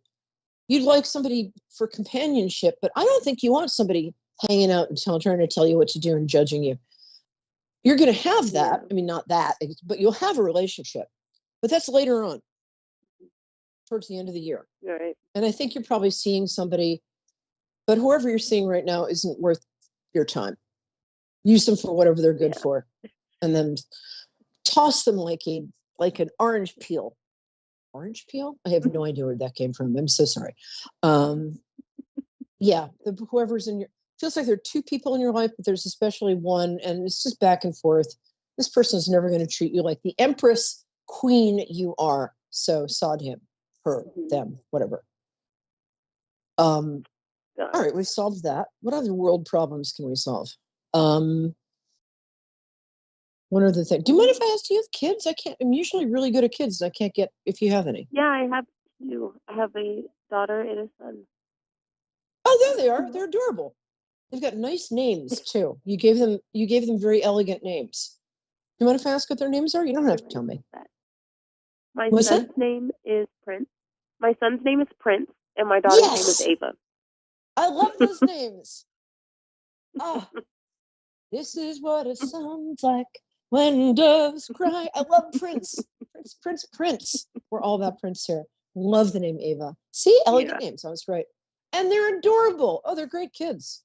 I don't know. You're totally a good mom. I don't know what you're doing, but you have not screwed those children up, which is very high compliment. Thank you. Thanks. No, they're really good. And they're going to have long health. Wow. Great kids. Really like the kids. Don't care for the father much, but or both of them. No. But really good genetic material. I'll give you that. So let's see. Job, love life, kids. Your health is good. You want to cut down on the sugar a bit, she says, looking in the mirror. I just gained 30 pounds. We've got 2 minutes. So, and one of the reasons you don't want to use yourself in the advertising is you don't look the way you think you should look, but you actually look wonderful. It's really hard when in this society, every time I don't even look in the mirror right now because or if I do, after a certain age, you approach the mirror and like you sort of have this face all worked out before you jump in front of the mirror. It's like go to the mirror and then you're like, but you're really attractive. and you just as you are right now. So if that's holding you back, get some photographs, put on some pretty makeup, put on, unless you don't like makeup, in which case don't do that, but put on stuff that makes you feel good. Have a friend take pictures of you and really use them in your advertising, because you're lovely. And also you're just really attractive person. And I think it'll be very good for your business. People also like having a person attached to the business, especially in a personal service like that, because it makes them feel like they see you, they can trust you. It's not some nameless person who's going to come in and steal their grandmother's silverware and their grandmother. Right. Okay, to sum up, your relationship stuff is more towards the end of the year. Your kids are awesome. You're going to do a great job with your job. Take my advice, because normally people pay a lot of money for that. If you're ever in Maryland or Brooklyn, give me a call and I'll take you out for a beer, because I like you. Thank you so much. Well, you're just so much fun. Thank you so much. Oh, and you're going to thank you, my angel. It was great meeting you.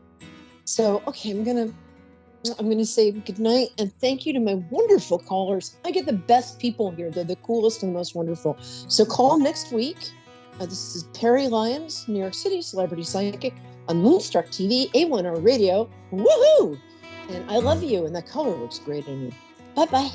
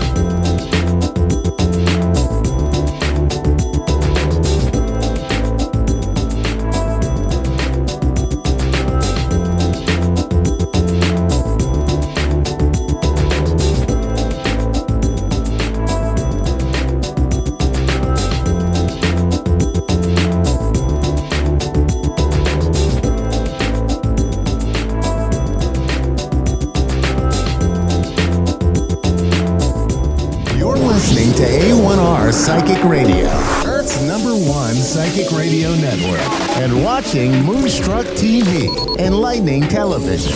Welcome. Time for Soul to Soul with Medium Kelly Kristen.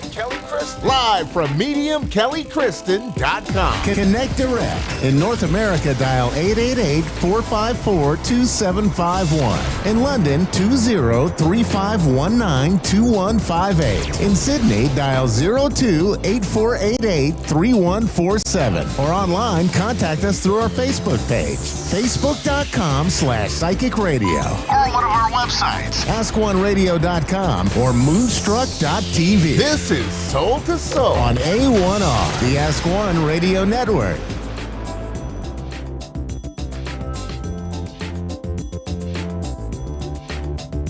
Hi, everybody. Welcome to Soul to Soul. I am your host, Medium Kelly Kristen, and tonight I'm joining you from Rochester, Minnesota.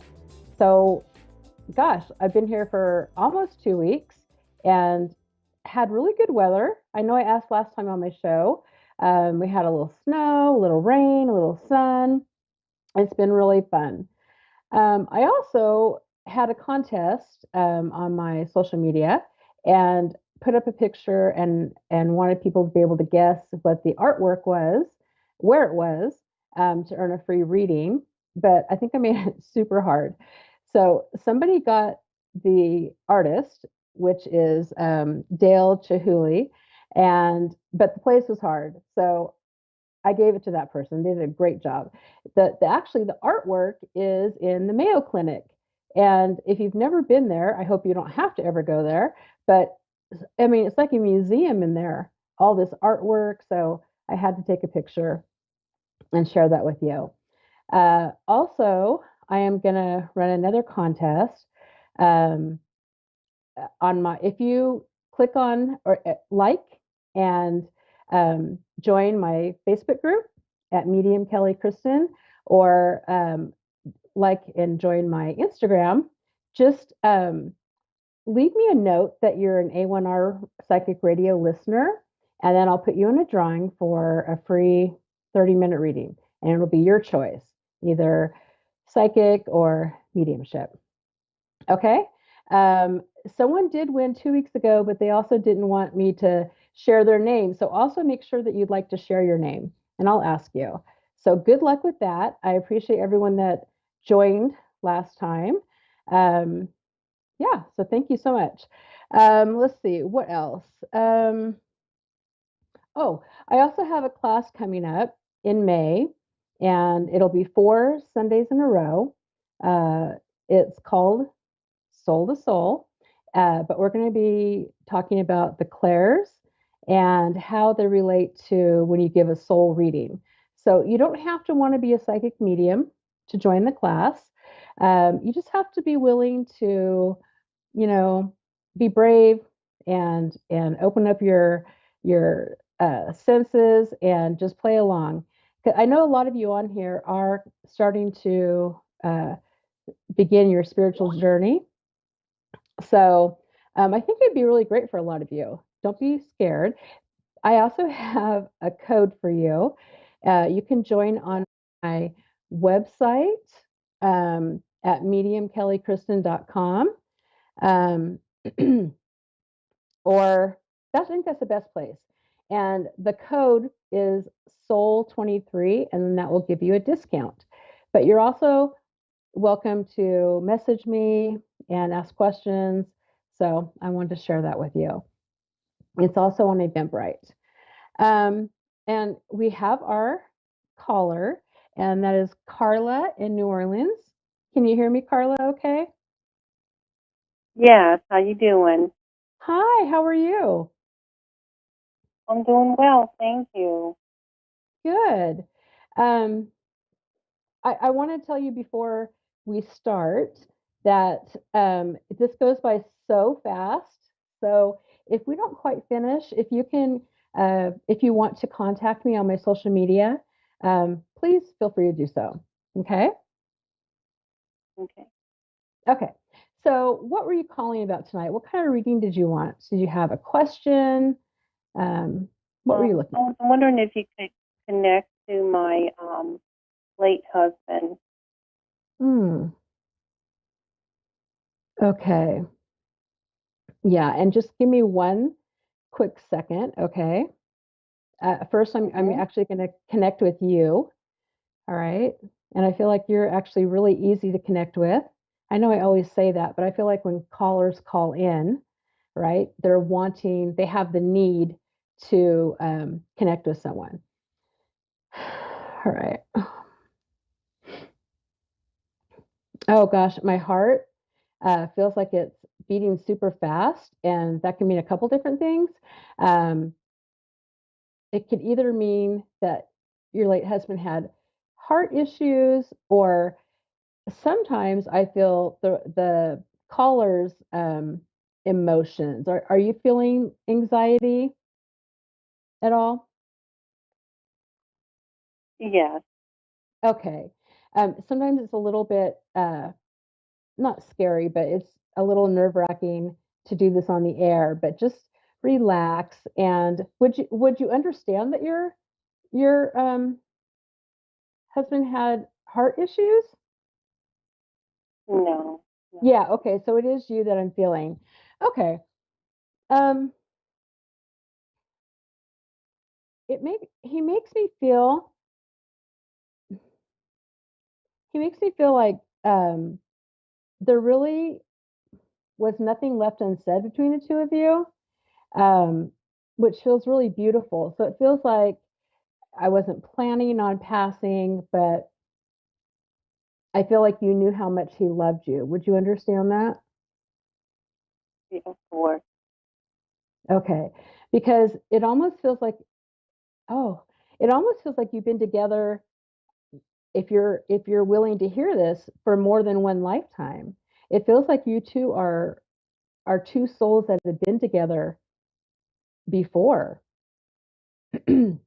Because it almost feels like that connection that you had with him, it goes beyond a husband and wife connection, and it actually transitions with him in heaven, the spirit world, because I feel like he still is coming to offer you support.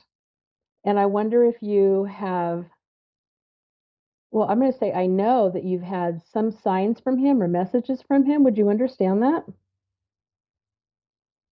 Or do you A feel, message from him? um,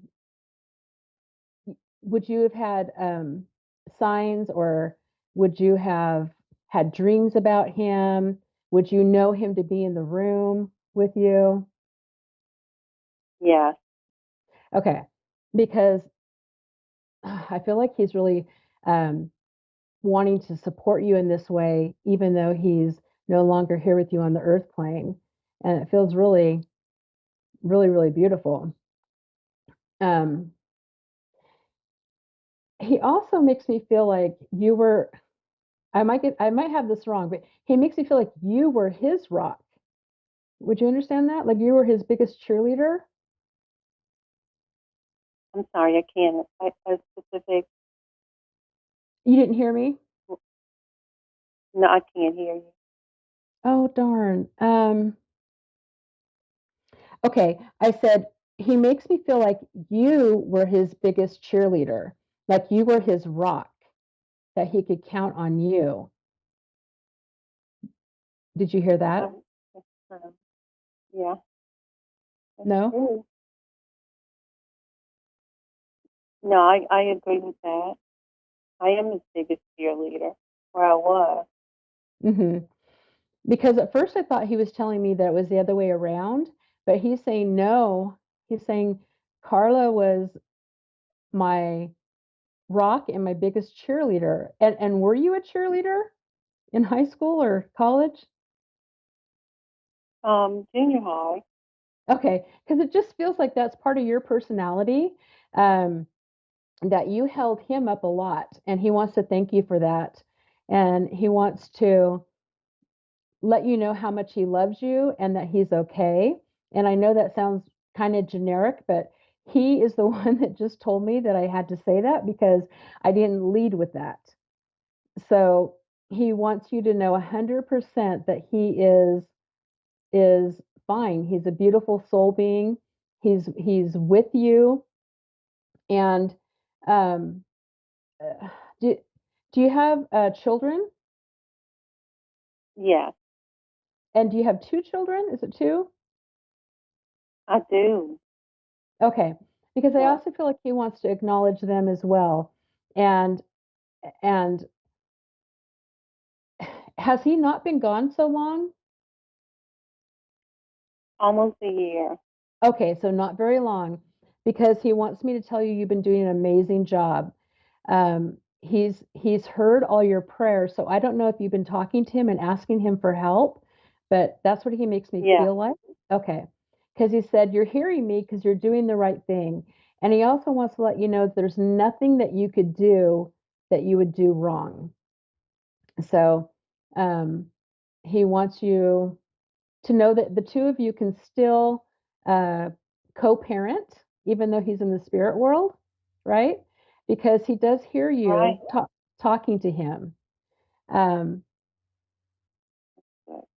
yeah, and he just wants to um, let you know that he's here for you, and he wants to tell you he loves the children. Um, and do you Can have? he see his grandkids? Yeah, I was Can just he gonna see the say that. grand? We're running out of time, but I was just saying that I was just gonna ask you if he had grandkids. Yes. Absolutely. That's so funny. I should have said that. Um, yes, absolutely, he does. And was at least one of them born after he passed? I'm sorry, wait, can you repeat that? Sure. Was at least one of the grandchildren born after he passed? Yeah, Okay, because yeah. I feel like he had a hand in escorting him into the Earth plane, right? And Carla, I am so sorry, but we are actually out of time. It goes by so fast, but I would love to read a little bit more for you. If you'd like to connect with me on my social media, I'd be happy to set up a time to do that with you. And I want to thank you for calling in. Thank you. Thank you. Thank you. And guys, be sure to tune in for my friend Carmel Ann, Soulfully Guided next, and I will see you guys all next week. Have a great week. Bye-bye.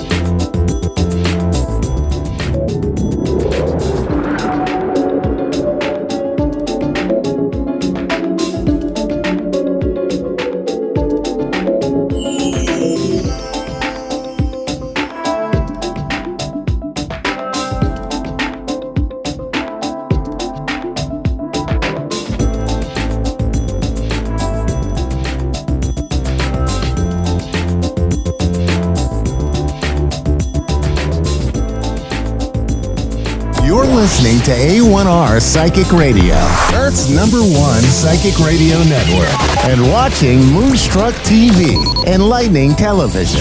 Welcome. Time for Soulfully Guided with Carmel Ann. Live from soulfullyguided.com.au. Connect direct. In North America, dial 888-454-2751. In London, 20-3519-2158. In Sydney, dial 02-8488-3147. Or online, contact us through our Facebook page, facebook.com/psychic radio. Or one of our websites, askoneradio.com or moonstruck.tv. This is Soulfully Guided on A1R, the Ask One Radio Network.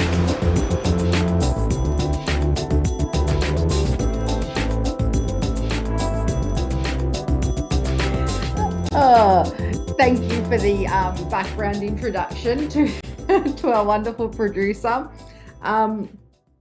So this week, back on, I'm Carmel Ann from Soulfully Guided, by the way, if this is the first time you're tuning in.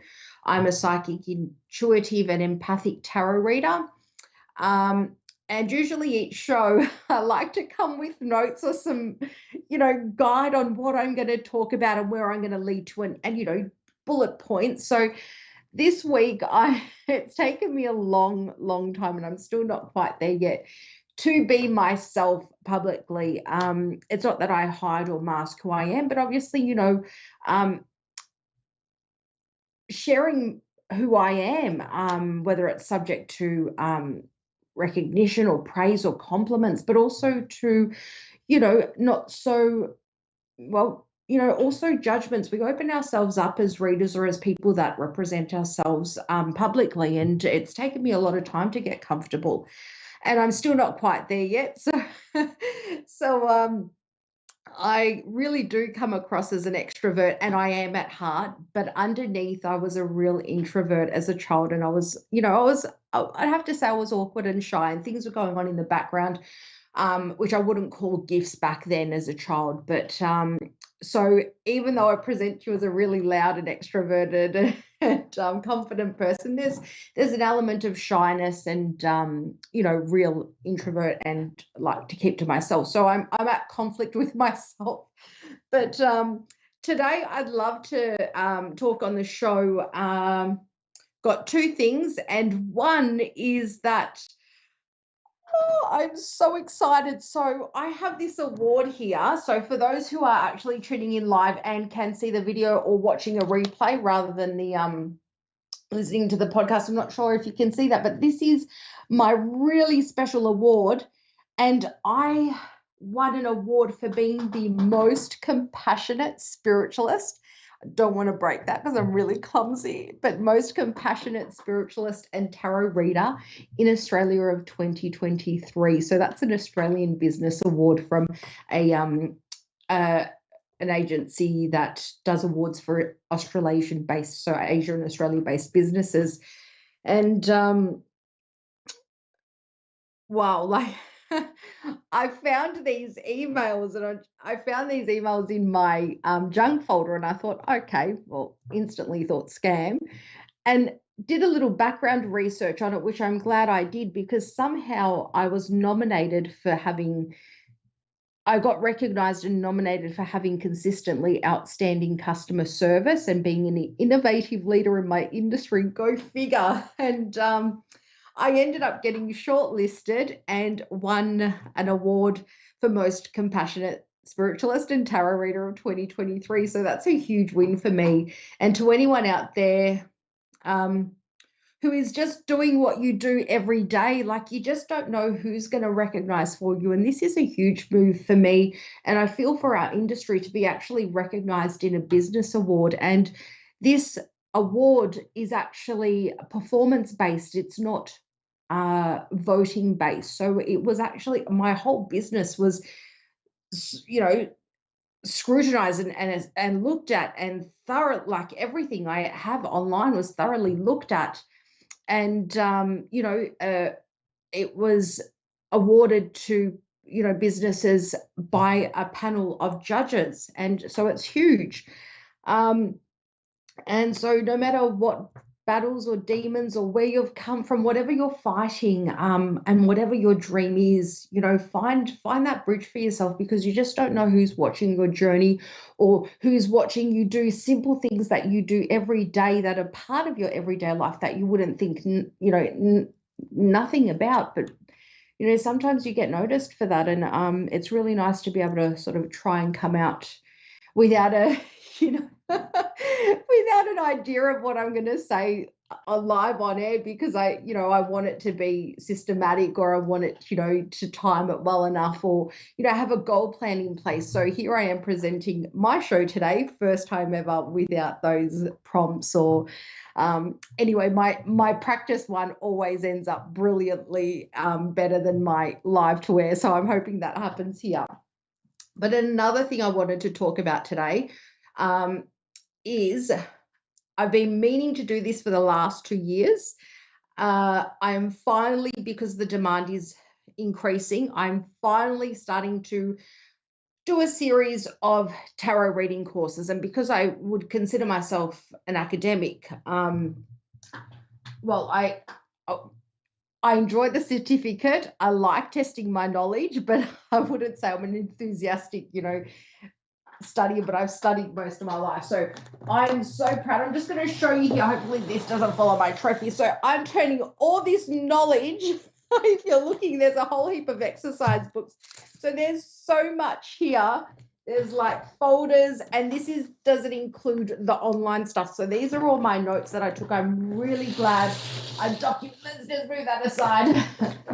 I'm really glad I've documented everything. So as you can see, all this information is going to be fitted into about 3 or 4 courses. And I'm going to share everything I've learned on my journey so it can then become a part of your tarot learning journey for those who would love to learn tarot with me. There'll be more about what I will be offering, and I'm saying it here because if I say it publicly and live and on my socials, I really have to get up and do something and create these courses without sort of wanting, to focus on quality and content rather than, the perfect course. So it's going to be a great offer. There'll be a lot available. The content will always be great, but the way I deliver it, I hope to improve as time goes on. There's early bird or first round discounts for people that are interested in studying tarot or would like to study tarot with me. There's also some additional side services that can be added, like one-on-one mentoring or a tarot development circle. And I'm really excited about this. I really never considered myself as an expert in my field. I didn't think that way, and until last year, someone asked me as an expert to appear somewhere and have a talk to people, and I thought, oh, okay, well, I probably am an expert, but I've never thought of it that way. And now the award, and with so much coming up, so it's a really good space to be in, and also learning me to be comfortable and present what I know as a confident person and not sort of someone that, that's holding back that awkwardness or that timidness that being an introvert brings. So the beauty of my courses is that I will give you everything I know and lay a foundation for your really strong ethical and professional standard for you. And I will share with you, as I said, all that I know. But the real magic is in my courses is basically what you develop. I want you to work on your intuition and, explore how intuition works for you, what it is specifically, the way you work will mold basically your journey in tarot. So I will set a platform, but it's you that brings everything to life and all that magic to life. And it's really exciting. It's, as I said, something I've wanted to do for a long time, but I haven't gotten around to doing it. And just preparing everything, all my information into, a guide as to how I'll structure the 3 courses. So far I'm doing 3 courses, but then I'd love to do something that really helps people do professional readings. So mine will be, to familiarize yourself with the tarot and get comfortable as well as get confident and to learn how to read for yourself. I'm going to be honest here. If you do want to become a professional reader, I would probably not recommend to just do a course and then start charging for readings. We, at Softly Guided, we are hugely about ethics and, maybe if you're at that place, that's great. But I feel, before I became a professional reader, I guess I gave over 50 readings just to make sure I wasn't looking at, meanings and things like that I was connecting well. And I still, I guess I still am always learning. You never stop learning, but there's a point where, that I can guide you where it becomes, well, this is where I am and I'm not quite ready to charge professionally, or I'm not still a beginner, and it's sort of a guide there. So I'm really excited about these courses. If anyone is interested, please do reach out. I'm hoping to get started in about 6 weeks if I get everything together, and they'll be delivered through Zoom, or they'll also be given to you as a video for those who can't attend a Zoom session. So it's really exciting. I'm saying they go about 8 weeks, but there's a whole heap of information. There's what you saw if you could actually see the video version of this show.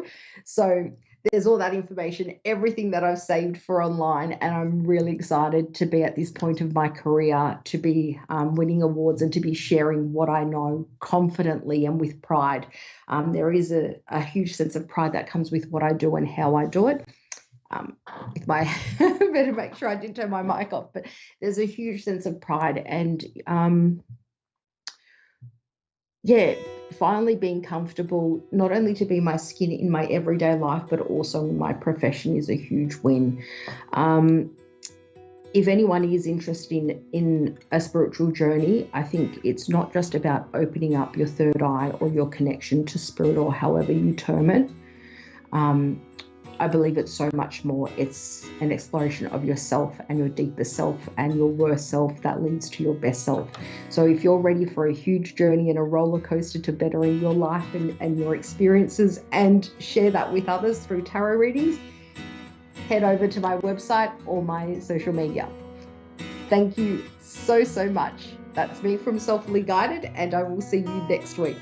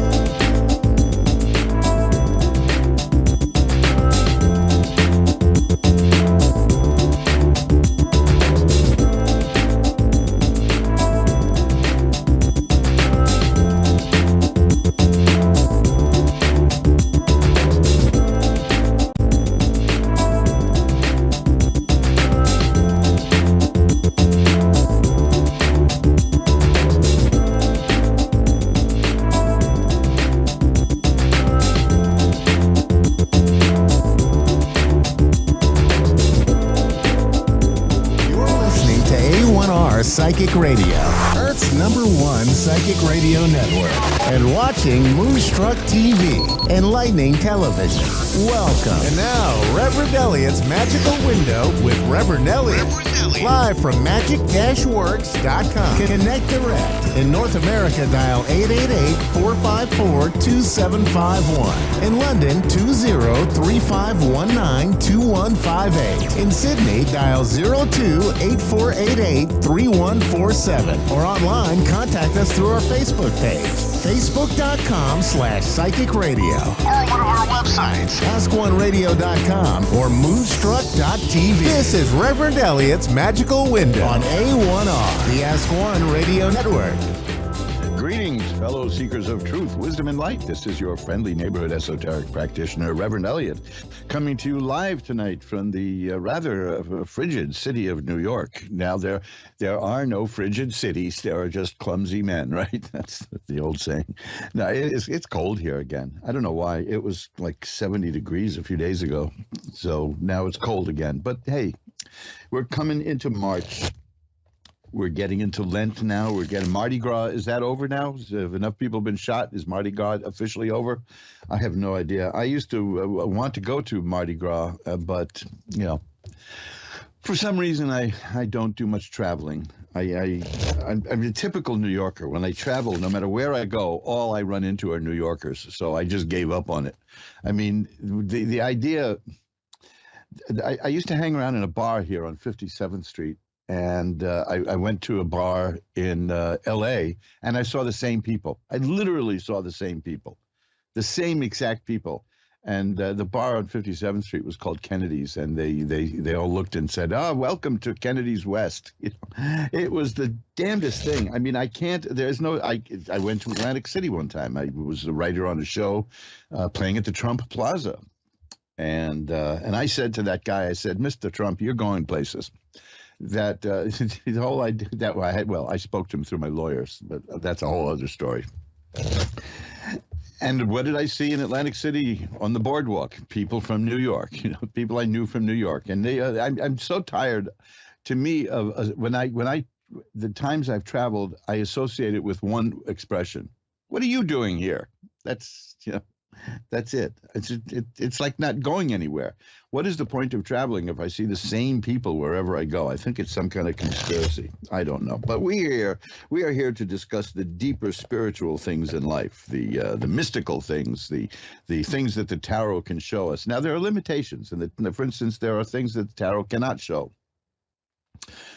And that would be, for instance, the most profound mystery of all. And when I shuffle off this mortal coil and I have a chance to interrogate the Almighty, who theoretically knows who I am, but you never know.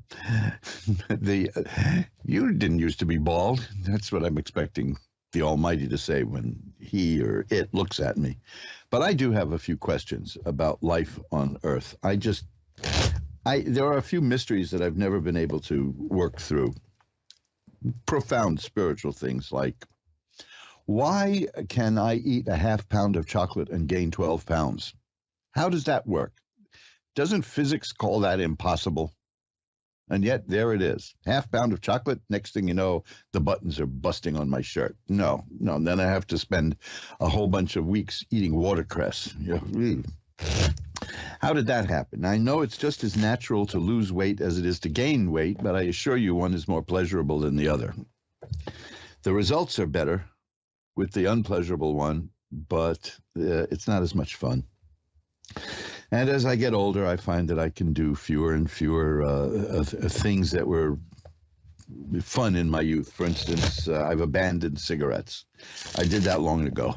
Man, I abandoned cigarettes partly because of something a doctor told me. I used to smoke a couple of packs of non-filtered cigarettes a day. My voice was very high before that. And he was examining my chest x-rays, and he says, well, from what I see here, you better give up smoking now. And I, of course, the blood drained from my face. And I said, what do you see, Doc? And he said, nothing. That's why you should stop now. You dodged a bullet. And so there it goes. That was the way it used to be. I had the legendary privilege of holding the record among New York City comedy clubs for drinking the most martinis in a single night. Well, just looking at one now is going to wipe me out for a few days. Yeah, this getting old thing isn't all it's cracked up to be. But like they say, it beats the alternative. One of the things I've been meaning to talk about, and I haven't gotten around to, and it plays a very important part in the thing we're going to do tonight, which is look through tarot cards to see what's going on in our lives, is the word trust. Obviously, there are people who trust me because they will call me. They'll pay me at times to look at the future, to look at not even the future, but the present. That's the other thing we're so accustomed to looking at tarot cards to see the future, but we can use them to see what's going on in our lives now, sort of like an espionage thing. If you suspect trouble at work being made by somebody, we can look at that person and see what that person is doing. If you want to know what's going on with someone in your life that you don't particularly trust 100%, and let me tell you, a lot of times people are pleasantly surprised by what the cards show. You can do that too. But trust is the important thing. And I've been spending a lot of time thinking about that because I think it's safe to say, especially over the past couple of years, where the stories have gone back and forth, that trust, the trust of the people in certain governmental institutions is at an all-time low. I mean, when the general public's response to a warning concerning a deadly disease is to laugh, then you know that there's a communications and a trust issue. We just saw, and like I said, I don't hold anything against people for what they did at the beginning of this outbreak of disease, because it was a novel disease. It was called novel coronavirus, meaning nobody ever had the virus before, so chances are they didn't know how to handle it particularly well, but it simmered down. But there are some people who won't let go, especially the fear. This is a topic I get into a lot. It's fear. But the opposite of fear, it may be opposite, or let's say shackled to it, is trust. the studies are coming in again, saying what the New England Journal of Medicine said in February of 2020, that these cloth face masks don't do anything to prevent disease. They just don't. But you see, it's taken on the aspect of religion now, and that is a sacrament. And there are people who will not let go. And fine, you want to wear a mask, go for it. But if somebody came out and told you that they do work and they do prevent illness, would you trust that? Would you believe it? Because that's what we were told. We were told for years. They don't work. They do work. They don't work. 2 work. 3 work. They don't work. Well, the results are in. They didn't do anything. They didn't stop anything. And of course, that was from the beginning. That's what they knew. So why it was done, nobody knows. But it was a sort of a mania, and it took hold. And to me, the most bizarre thing about it was I remember a magazine that had a headline: the anti-vaxxers have a new conspiracy theory called natural immunity. Well, folks, natural immunity is that's how our bodies work. It's normal. In fact, when you lose your acquired immunity, you're in big trouble. That led to one of the funniest things. Well, to other people, I didn't find it amusing. But this is, talk about aging, right? So I go to a doctor about 1.5 years ago, and I'm asked a certain question about, which I'm not going to ask the question now, nor am I going to answer it. But I said to the doctor, I had measles in 1964, and measles is the most contagious virus we've got going on the planet. And I've never caught it again since then because I trust my immune system. And she looked at me and said, "You actually had measles?" As if I'd said I had wooden teeth or something. It was just, you actually were treated with leeches? I felt so old at that point. You actually had, I realized this doctor had never encountered a person who had measles. Well, there you go.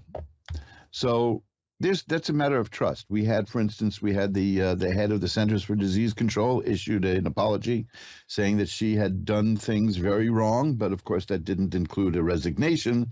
So do you trust her? And I wanted to, and I've been thinking about this for the last couple of years, because that's the kind of compulsiveness I've got, which is I like to run things down to the root. And I think I found the moment at which the population not only lost trust in the government, but lost trust in news media. Remember, we used to trust the news in this country. Hey, look, it was in the Times, man. That's what people would say. The equivalent today is, well, you could Google it, which is the kind of thing that makes me just want to slap somebody. You could Google it. You could Google it. That just means I've lost the argument. And the argument is always an interesting thing, because I never can tell the difference. I think I'm in a conversation, and it turns out I'm in an argument. One of those, we've all had those. And when it ends with, well, you can Google it, that should be the ending, because then you just turn and walk away. You've been there, done that, goodbye. But we had faith. I knew people who had such faith in the news that they figured that if it was in the news and in newspapers, it had to be true, because it was illegal to print stuff that wasn't true. I know many people who believe that. And to this day, they believe, for instance, that you can only print truth in a newspaper. Well, of course, the Supreme Court has upheld lying as a protected form of speech. This goes back to a case that involved the critic Rex Reed and Joan Hackett, the actress who is in Support Your Local Sheriff. She was a cabaret singer also here in New York, and Rex Reed wrote a devastating review of her, and he criticized her choice of sequence of songs. And she had absolute proof, and she sued him, and had absolute proof that she brought into court that he lied, that the sequence of songs that he criticized her for was not what she had used. And the judge said it didn't matter. It was creative license. Well, that's a fascinating one, because that means you can lie in a newspaper. But even that was after what I have in mind. And that is a little something 27 books that the government put out in 1964 called the Warren Commission Report. And I date it to that because almost immediately upon issuing the Warren Commission Report, there was a PR blitz to get you to believe everything that was in it unquestioningly. A paperback book was put out, and at the beginning of the paperback book, the New York Times told you what to think about it. The Sunday, the day that the report was made public, NBC News and CBS News came out with full TV documentaries explaining it, which is impossible. How did they know what was in it that far in advance that they could create a show and do all of that? Well, people started looking askance at that. And then people started buying all 27 volumes of the report and noticed certain things that were bizarre, like the sequence of photographs of the president being assassinated, which is what the Warren Commission was investigating. They were run out of sequence to prove a point, which, it's a little too gruesome to go into now. But they then said, oh, that was just an unavoidable typographical printing mistake. And then they found out that there were eyewitnesses on the ground who said things differently than were quoted in the other people in the books. And a lawyer by the name of Mark Lane wrote a book called Rush to Judgment. And that opened the floodgates. And from there on in, and I mean, we had the movie JFK, we had the movie Executive Action, we had, I can't even count the books showing the mistakes in that report. And then there's the magic single bullet theory. And I'm not going into this, or I'm not arguing who did it, you know what I mean? Because that's not as important to me as the fact that people started to rip it to shreds and found real problems with this. And now, being contrarian about news events is actually an industry. I have a book around here somewhere from a publishing company that was put out of business by the government, believe it or not, because they wrote books about how to make silencers for guns and how to make a switchblade and things that people frowned upon. And one of the books they had was how to spot a scam so that you don't get scammed, which is a noble thing until you read the book and realize that it's a handbook on how to run a scam. And one of the most profitable scams that they had in the book was to find a prominent event in history, in recent history, and come up with an alternate theory for it and push it like hell. And that's become the whole thing. That's why nobody trusts media now. And we've been lied to so deliberately and so often. How can we trust them? I mean, would you trust somebody who's constantly lying to you? Now that links to fear, which the two big things here, because I maintain, and nobody's ever been able to convince me otherwise, although I certainly welcome the discussion, we only lie to people we're afraid of. That's a flat out statement, and I say it covers every lie there is. Well, suppose the person says, well, does this dress make me look fat? What are you going to say? You're going to lie. You said, yeah, of course you're going to lie. You're going to be polite, and you're going to call it a lie. But at the heart, you're afraid of what's going to happen if you tell the truth. Yeah, boy, you look like a porker there. You don't have to be that blunt, but we do. And I'm speaking as a person who, as I told you, can eat half a pound of chocolate and gain 12 pounds. So I'm very weight conscious myself. But the thing is that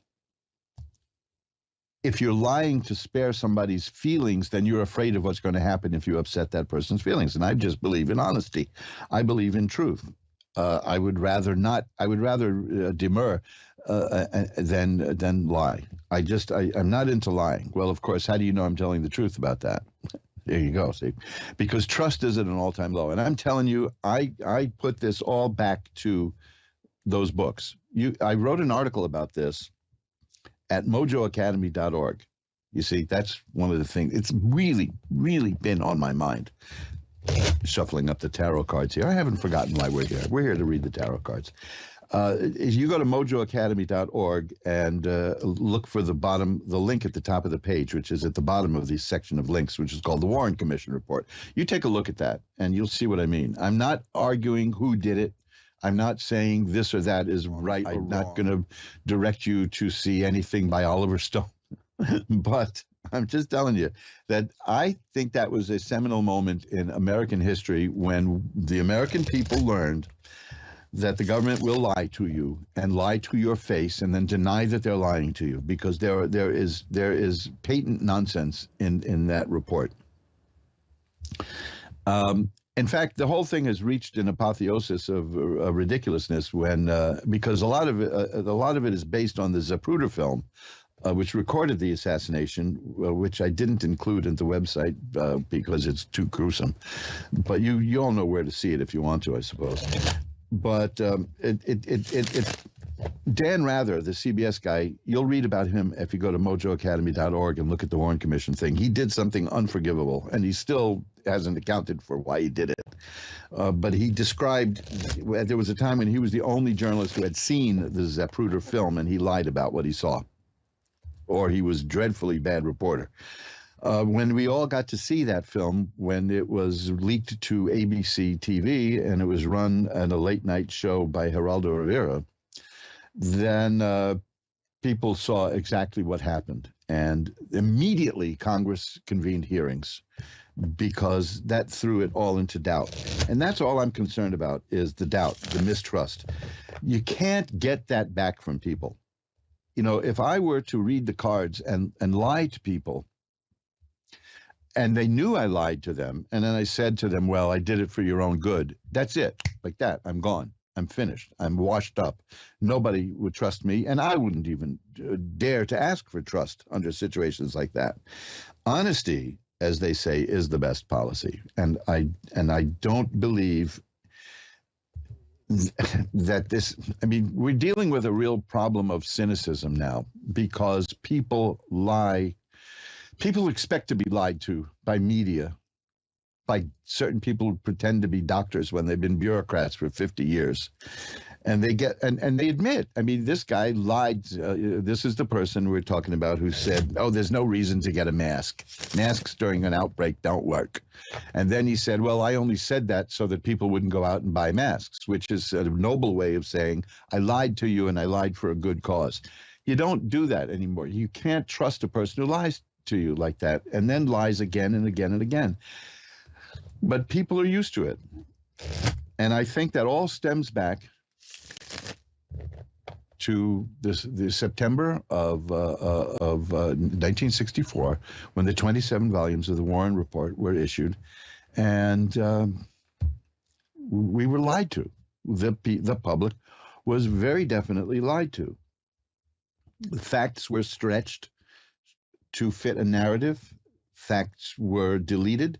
If you see the movie, it's on YouTube, Rush to Judgment. And again, I'm not saying one way or the other about who did it. You can see people telling their story. You can even see a film clip, I don't know if it's in that movie, of Abraham Zapruder, who accurately and 100% completely accurately describes the movie that he shot. And it's done about an hour after he did it, not even an hour. He was yanked into a TV studio. He went to a TV studio to see if they could process the film. He didn't know that Kodachrome can only be processed at that time by Kodak. But they sat him down and interviewed him, and that was the WFAA interview, and he told exactly what happened. And in 1970s, when the film was shown to people, they saw that he was completely right. But we were told something different by the government for our own protection. Why? Do you like being treated like a baby and lied to? That's the problem.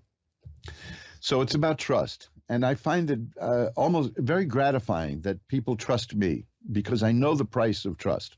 I know that you're putting it all on the line when you trust a person, and you have a lot of guts, those of you who call in to programs here on Ask One Radio, because you're talking about your personal life in front of loads and loads of people, and you trust us all. You trust the listeners, and you trust the show hosts, and nobody hurts you. We have your best interest at heart, and we try to be completely helpful is the main thing. And I know that everybody here is as well. The whole thing is don't harm anyone, don't hurt anyone. I've seen too many people who use the cards to hurt people, and it's awful what you can do to people. And that kind of karma is not something that you want to have waiting for you in the wings, folks. So this is a long way of saying, since I've been dealing with this issue of trust, and I wrote that webpage at mojoacademy.org. I really appreciate the trust that you've put in me for the last 10, 11 years, and the trust that you're going to demonstrate today when you put your life in my hands and ask me to look at things. And the people who contact me off the air and get private readings and repeat readings because you do trust me. And I've never come out and just said how I value that and honor that. And I'm sure that I'm speaking for everybody who does a show here on Ask One Radio, that we all absolutely honor and appreciate and are humbled by the trust that you put in us every time you call, every time you listen, because you're a very important part of what we do here. And my hat's off to you. So, look, let's just shuffle up the cards again. Well, they're pretty well shuffled now. But let's get into the readings now that I've unburdened that. But I think it's an important issue, this whole thing about trust, because it's a two-way street. You know, we trust that you're going to be straight with us, and you definitely trust that we're going to be straight with you. And there's no tricks. We don't do anything melodramatic. We just tell you what we see. So let's ring a bell 3 times now to declare sacred space, and then we'll pull the curtain back on the magical window for April in Pleasant View City, Utah. Hi, April. You're on with Reverend Elliot. Hi. Hi. How are you tonight, April? I'm okay. How are you? I'm doing well. I'm doing much better than I thought I would, because I found the secret of life, which is take a nap in the afternoon. So that would be nice. I know. There's been times in my life when I couldn't do it. There's been times in my life where I was working 2, 3 jobs, and it was so hectic that a guy stopped me in the middle of the street at noon in New York here and wanted to know if I had the correct time. And I said, yeah. I looked at my watch and I said midnight, when I saw that it was noon. So, yeah, we've all been through those busy phases. What can I look at for you tonight, April? Yep. I'm just kind of looking at what's out there in the world for me. I've had a lot of hardship and heartache lately, and I just kind of wanted to see what would come through for me. Well, there's good news here. Let me put it that way. There is good news here. The good news comes in several packages here. It's emotional, it's financial, and it involves work. Have you been looking for new work? Actually have a new job that I just started a couple months ago. Okay, well, that's the card that I've got here. It's the Ace of Rods. That's about new work, new career. And then I have the 8 of Coins, which is about a person who has a new job and is working diligently at it and will be rewarded. Because that's also here is the 6 of Coins, which is about getting money. So it's more lucrative than what you were doing before, or will be, according to this. It is, Now, those are 3 cards that relate to work and money. 2 of them are coins and 1 is rod. That's why I asked you about a new job. These next 3 cards are all about your emotional well-being, and they're pretty good. The Ace of Cups here tells me that you're at the beginning of a new phase of opening up, good things happening to you emotionally in terms of happiness and joy, well-being, romance, things like that, because you're doing something about it. The 8 of Cups is here, and that's a cup card, so it's dealing with the heart. The 8 of Cups is about a person who is moving away from things in her life that are not working and moving towards things that are working. And that is a very positive action, and that's why all new things good are coming your way. The 4 of Cups is here, which tells me that you're going to be getting something, an offer. It could be a friendship, it could be a romance, it could be a romantic involvement that you're already in, reaching a new level. The thing is that it's going to come and it's going to take you a bit by surprise, but it's there and it's happening. You just don't see it yet. So money, work, and emotional well-being are all working in your favor. And I'm sorry that we had a little technical glitch there, but we're going to blame the phone company on that one. Can you do that still? There is no such thing as the phone company anymore, right? Geez, that shows you how old I am. Like when the president said you should keep a record player on at night, that made sense to me. And to me, the record player I have here, I have to use a crank to wind it up to get it playing. So there you go. I'm more old-fashioned than that. We'll shuffle up the cards now. Michelle in Benton, Wisconsin is next. Hi, you're on with Reverend Elliott. Hello. Hi, Michelle. How are you tonight? I'm good, thank you. How are you? I'm doing well. What can I look at for you? I am open to anything, actually. Well, let's see. I am now going to just put my hand on the cards and cut them and see what I get. Oh, okay. That's interesting. I have two cards here, and it's kind of interesting. I hesitate to ask this question because it leads into the kind of thing that people who use tarot as a scheme will do. But this is the Seven of Swords is about somebody who's kind of like sneaking around behind the scenes and is causing some trouble in your life. Do you get the feeling that that's going on? No, not really. Okay, so let's just say that it might be like a warning that there's somebody out there who doesn't have your best interest at heart. But I don't think it's going to matter because that's followed by the Star, which is a card of hope and optimism. And there's a card, the Justice card, which means that you will get justice if somebody tries to do wrong to you. Just that there's somebody out there who you might want to be a little leery of. I'm not going to go as far as to say that they're creating a problem for you now. I just see that there's somebody who's a potential troublemaker out there, but it's not going to work. I got the 10 of Cups here, which is great happiness. Yeah, it's not going to work at all. You'll be fine. In fact, you're strong enough to handle it. I have the Strength card here. Aside from that, everything is happy. There's justice here, which generally means that there's something that you deserve that you're going to be getting, and it's not like you're going to get what's coming to you in a bad sense. It's a good one. Because the 10 of Cups is here. The cards following that are good. That's complete happiness, the 10 of Cups and joy. No, I'm getting lots of happy stuff here for you. The Empress here is a person who creates things and makes things happen. You're looking fine. You know, if there's anything specific you want to look ready at. for a change. Yeah. Well, you'll make it happen. Let's see what I have here. Well, deal. Let's see what we get in terms of change coming. Okay. Well, now you see, this is interesting. I got that card again, the 5 of Swords, which is a card about somebody who's going to try to make some trouble in your life. But like I said, don't worry about it. Okay. The fact that it came up twice is interesting. It's just like it's saying, don't blow me off. But trust the cards here. They're saying that you're going to be fine. You really, you're getting the same cards again, and you heard me shuffle them. That's very funny. The Star is here. That's hope and optimism and good things coming. No, I see nothing but good stuff coming your way. Here's the Four of Rods, happiness and home. There's cards that indicate that here's the tower struck by lightning, and that's a card of change. There's good money cards here. You got a very dull, happy future here that I see. You know, nothing bad at all. You know something. This is why it's interesting that there's somebody you're going to do very well. Okay, in terms of things you want in life. There's a period of change coming, and it's going to be very good for you. That's what I'm seeing here.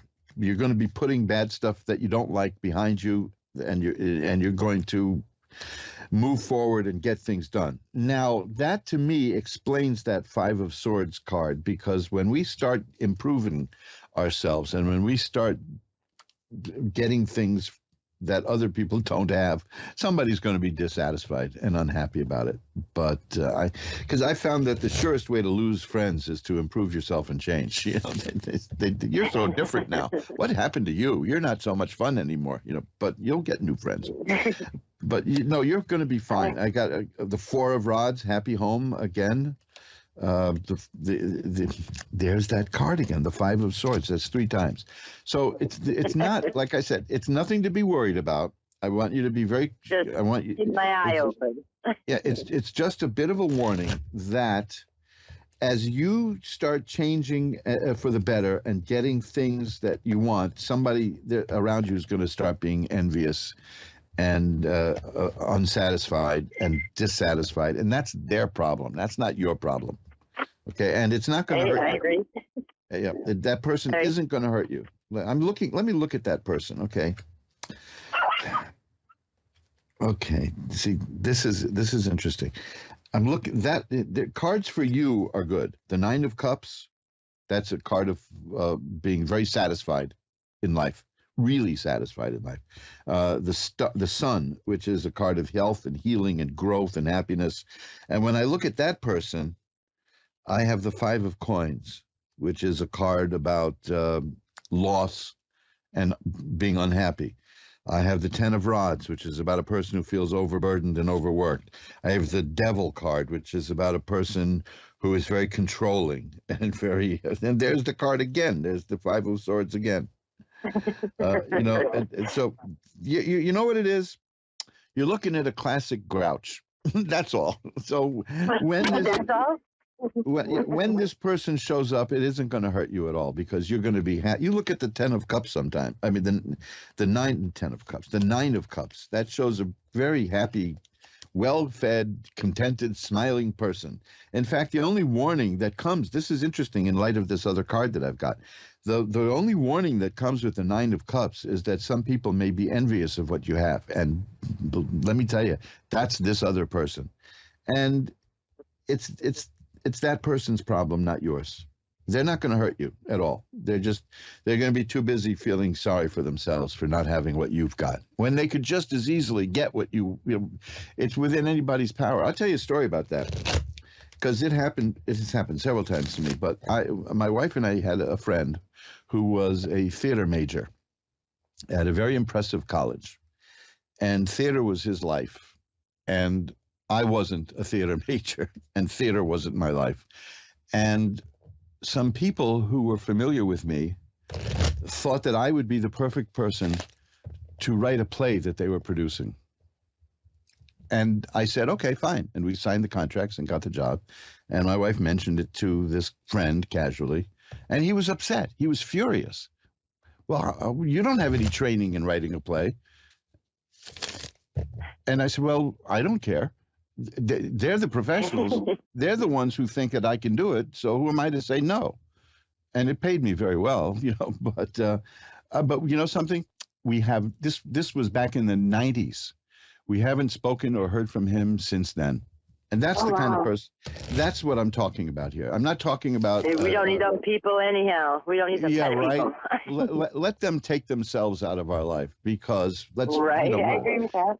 Let's forget that because that's what we're talking about, which is you're going to be doing very well, and it's going to be through your work, and nobody has a right to appropriate that for themselves because it's not your responsibility to make them happy. And when you come down to it, you can't do that. That's one of the biggest mistakes I think people make anyway, which is to get into a relationship because they want to make somebody happy. Right. It's you're happy or you're not, and the key is can you be miserable together? If you know what I mean. Look, I don't have to. I don't want to dwell on me here, but my wife and I have had the last few years have been pretty horrible, but we're fine. I mean, she had an accident that's pretty much. You're going to have good with bad. Right. We said for better or worse, right? She had an accident that's pretty much crippled her. I've lost the sight in one eye and I'm not doing well in the other eye. These are things, but we're together and we help each other and we do what we can for each other and we see the doctors when we need growing to. Growing old together. Yeah, exactly. But you see, this whole thing about the happiness, you're going to have it, and it's going to bother somebody. There's one person who it's going to bother, and you're right. That person is going to self-censor and take him or herself out of your life, and you don't need that person anyway. I agree. How about my love life? When is that going to be? Let's see. What Idea do I got people. here? Get rid of those bad. Have you recently had a relationship that didn't work? Yeah. Because I've got a card here I've got two cards here that are very sad, and they tend to be about relationships. The Three of Swords shows a heart pierced by swords, and the Nine of Swords shows an unhappy person. But, the next thing here I've got is the Ten of Cups, which is great happiness and justice, the Justice card again. So you're going to be fine. Something new is coming your way. I've got the Ace of Rods here. That's going to be new. I've got the Page of Cups. So there is going to be some romance coming your way. The Page of Cups especially says that. And that's not theoretical. The Page of Cups, the Ace of Cups would be more theoretical. The Page of Cups means it's here. So you're going to meet somebody, and it'll be good. Okay? Oh, good. Okay, thank you. You got a bright future here, and I'm sorry that this other person won't be willing or able to share it with you, but that's their loss, right? That's their loss, not Right. yours. So Yeah, I don't want them kind of people in here. you got it. I've had enough of that. Yep. From what I see, yes, because there was a period of sadness here, but it's over, and there's good stuff coming. So enjoy it, I'm trying. because it's going to be very good. Oh, you don't need to try. You're going to be doing just fine. Okay? Okay, thank you very much. My pleasure. Thanks for calling. Bye-bye now. And you're listening to Reverend Elliot's Magical Window. This is me, Reverend Elliot, and the Magical Window is the tarot cards. Where is the tarot cards, or are the tarot cards? I'm mixing things here. The Magical Window is the tarot cards. That kind of makes sense. The Magical Window are the tarot. No, the Magical Window be the tarot cards. No, that doesn't. I'll just change the name of the darn show. What can I tell you? You're listening to Reverend Elliot's Magical Window, the pompously named, meaningless named program, where we look through the magical window of the tarot so that we can see around the corner of life and to see what's coming at us, to see what's happening, to see what's the word I'm looking for?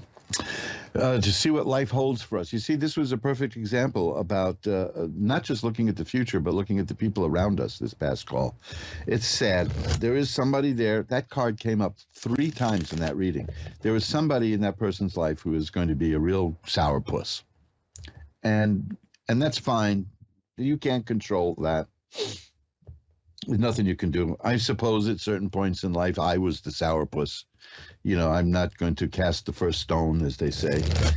I'm sure there are loads of people who could tell you terrible stories about being involved with me. But, hey, don't believe a word of them. Remember what I said about trust? You can trust me, baby. How many times would you really, does anybody really trust somebody who says you can trust me? Does anyone really do that? Is that a thing? Do people still say trust me on this? Or, outside of politicians, do politicians even say trust me? Because they don't mean what they're saying. We've become so inured to that. Just trust me. If some politician kept his or her word, I think we'd all just collapse, or we'd declare a national holiday. I agree with something Christopher Hitchens once said. It was very profound. He doesn't trust. In fact, he did use the word trust. He doesn't trust people who run for office out of personal therapeutic reasons. For instance, there's somebody who recently ran for office because he said that if he could get this job, it would erase childhood trauma. Now, that's not very good reason to run for office, and it won't even be effective, because whatever you consider childhood trauma when you're over 60 years old, if you still got it, you ain't going to get rid of it by being elected to office. There are people who just feel, I promised my mommy I'd be president, and I'm not letting my mommy down. That kind of stuff is pretty weird to hear from people in their 70s. What's even stranger to me is when I hear people in their 70s say, what we need is the adult in the room. We need an adult in the room. What kind of talk is that? Are you 12? Do you really, you be the adult in your own life. It's fun. I deal with people now and then who tell me what they really hate about life is not being a child anymore. And I said, what is it about being a child that appealed to you that you can't do now on steroids? You know, it's you have so much freedom now. As a child, you know, you had these people who were 9 feet tall, it looked like. People towering over you saying, you can't do that. Don't do this. Don't do that. This is wrong. Stop that. Sit up straight. You know what I mean? So I don't know. I was so eager to be an adult that when I was a little kid, I used to put talcum powder in my hair to make sure it was gray. See what I looked like with gray hair. I have not regretted a moment of adultness. I've never said I want to go back to being a child because all the fun I had as a kid, I can still have. And there are other pleasures too. Sandra in Spring, Texas is next. Hi, you're on with Reverend Elliott. Hi, how you doing? I'm doing well. How are you tonight? I am great. I am great. Beautiful. I was calling to see what does my life look like maybe the next 6 months, from career choice, finances, relationships, all that good stuff. Okay, well, let's see what we got. Put a few cards out here. Well, this is coming up a lot with people. I've got several cards here that are aces, and aces are beginnings, and that's good. That's new. That's nice stuff. There's the Two of Coins is here. That doesn't indicate money troubles, but it indicates a person who knows how to handle money and can juggle money and you're good with making money work and stretching a dollar, and you're conscious of where your money goes.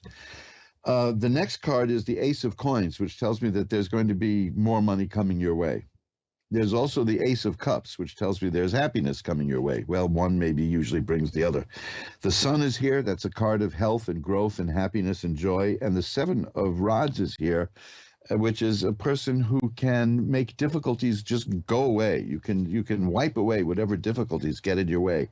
And the Ten of Cups is here. That's a great card of happiness and joy.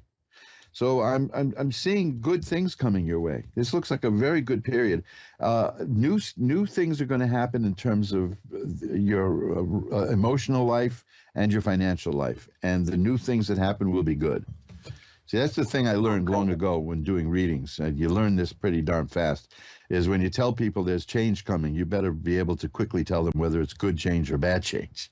Because when you tell most people that change is coming, they say, great, is it good? Then it dawns on them. So I always look at the cards first. And yes, there's good stuff coming your way in terms of money. There's good stuff coming your way in terms of emotional well-being and happiness and joy. And any difficulties are going to be minor. You'll be able to sweep them away. I just see the message in this reading overall is happiness and joy. And that's what I see for the next few months coming. So that's good. Huh? Oh, wow. That sounds great to me. That sounds great. That sounds great. And I was listening to you earlier, and you were talking about how you went to the doctor and you were smoking your cigarettes, and you did non-filter. My dad smoked non-filter, so I'm sure he felt your pain. Yeah. Well, I did it out of a silly thing. I worked for a marketing company, and I had made a mistake in one of the accounts, and I knew I was going to get chewed out at the next business meeting that we had at the office. And everybody in those days was smoking low tar cigarettes, like, Carlton and I don't remember the other names, but they were low tar cigarettes, and they were just, like cigarettes that were mild. And I got a pack of unfiltered Lucky Strikes. And I figured I'm gonna smoke these at the meeting just to intimidate them, and I did, and it startled them, and it started a love affair, which cost me my breath for a while. But I enjoyed it. But I got over. I know I had to quit. Getting older is not for kids. That's for sure. Well, you're heading for a great period of time. So I want to see if I can get another call in. But I'm looking at one more card here for you, and I see it's going to be Ace of Rods. So you had the Ace of Coins, Ace of Cups, and now Ace of Rods. New things are coming to you in terms of work, in terms of romance and emotions, and in terms of money. You're going to enter a new period of good things coming in your life. Okay? Oh, all right. Thank you so much. I truly appreciate it. Thank you. Thank you for calling. It's been great talking to you. Bye-bye now. And let's see if we can squeeze in Lindy in Melbourne. Hi, Lindy, you're on with Reverend Elliot. Oh, hi. How are you going? I'm doing well. How are you tonight? Very well. Very well. Well, it's Afternoon over here. Yeah, I know it's afternoon where you are. It's still it's late. It's early. It's late Wednesday night here, coming up to midnight. So what can I look at for you? Lindy, did we lose you? Uh-oh. Lindy. Let's see, I'll just shuffle up the cards so we'll be ready when the machinery brings Lindy back. This time travel, right? I'm actually here just before midnight speaking to somebody in tomorrow afternoon. So that's time travel, right?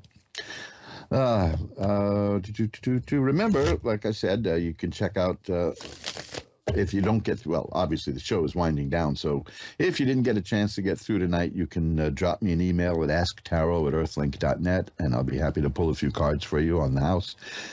And let's go to Lindy now. Lindy, you back? Yeah, I don't know what happened. Yeah, well, I'm back though. So anyway, what can I look at for you now? Well, I have just put my house on the market, so I'm wondering if you could tell me whether I should take the first offer I get or whether I should, maybe hold out a bit. Well, that's not the kind of thing that I particularly That's what you like.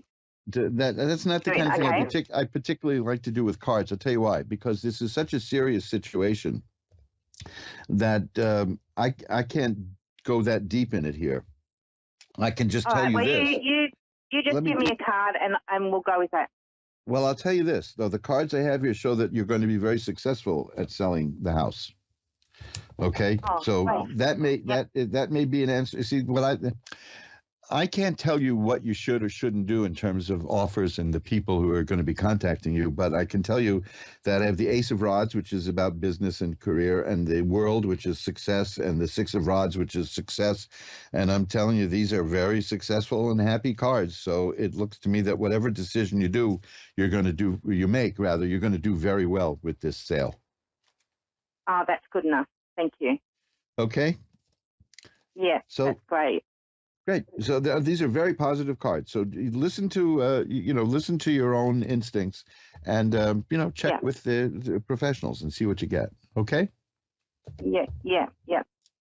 Okay. Thanks for calling. And the move. Do you get anything about the move? About the move? Yeah. Oh, okay. I thought you said the moon at first. Let's see. Well, I do see change coming for you. And I see changes. I have the Eight of Rods, so that means it's going to happen fairly fast. The 10 of Cups, that's great happiness. The Ace of Coins means you'll have money. Yeah, it looks like it looks very good. The change is coming. It's going to come soon, and you're going to do it with happiness and with money. So there you go. It's everything you want. Thank you. Okay, yeah. I've got to run. I'm up against the clock now. Gotta go. Thanks for that. Bye. Bye now. Well, we've come to the end of another edition of Reverend Elliot's Magical Window, the radio show that we're the holdout, right? I know. I'm going to go to video, but I'm a little bit leery of all that.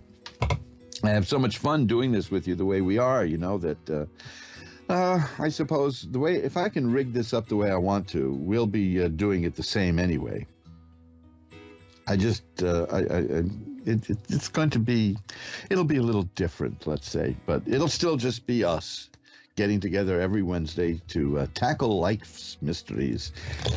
You heard these were all pretty good readings here. People are on a right track. And I told you, my theory, I've been telling you this for years now. My theory is that people get so many good readings because really horrible readings only happen in bad movies anyway. But we get good readings because the people who call are aware of the situations in their life, and they're asking for help, and they understand that they may need some help deciding some things, and they want as much information as possible. So you're already on your way towards success by doing that. So that's good. I mean, try doing a reading for somebody who says, I don't know what I want. I don't know what I'm doing. I don't know why I'm reading for you then is the answer, right? So there you go. Well, we've come to the end, so I will remind you now that mojoacademy.org has an abundance of wonderful books and audio and video there that will change your life. I highly recommend the book Hunches. I haven't talked about that in a while. It's the best book I've ever seen about developing psychic abilities. And you can find that at mojoacademy.org. For the rest of the stuff that I do, it's magic-works.com, magic-works.com. And there's 100 and something pages of information there on everything magical, and more coming all the time. So take a look there, and maybe I will hear from you off the air at asktarot@earthlink.net. Until next week, this is Reverend Elliot reminding you that time flies. It's up to you to be the navigator. Bye-bye now.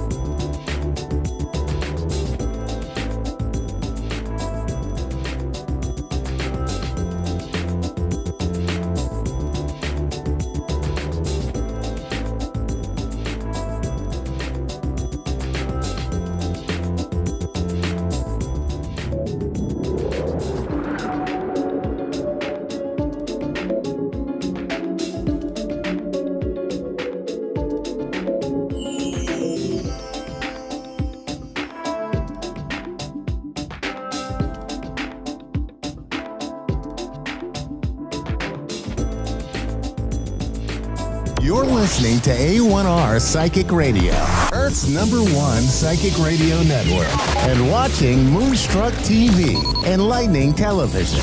Welcome. And now, Reverend Elliot's Magical Window with Reverend Elliot.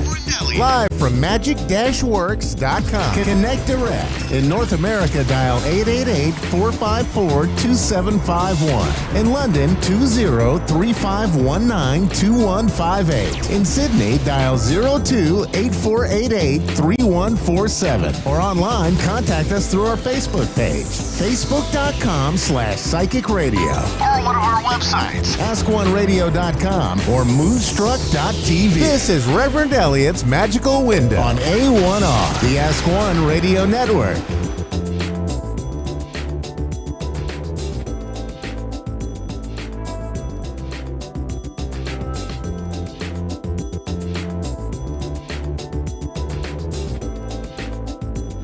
Greetings, fellow seekers of truth, wisdom, and light. This is the recently hibernating Reverend Elliot coming to you live tonight, and I'm going to give you the date, which I rarely do because it's important. It's April 26th. Just so you know, I am live tonight. The last time I was live was the February 22nd, and as I recall, I said, I think I feel like I'm getting a cold. And of course, for the next 60 days, I was under the malinfluence of influenza. I had a flu to beat the band. I had a miserable, horrible, disgusting flu that wouldn't let go.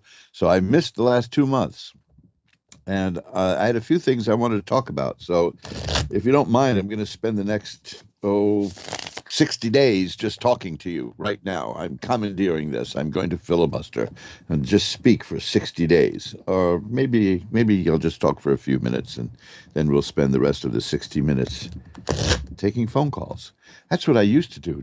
Isn't that what I did? I would read the cards. Gosh, it's been strange. And you know, I don't know if I even can talk because cabin fever set in after a few weeks, and it's just odd. It was just so strange because I would come close to being able to. I said, I'm going to go on. I'll go on. I'll make it this Wednesday, and then of course I couldn't do it, mostly because my voice was shot.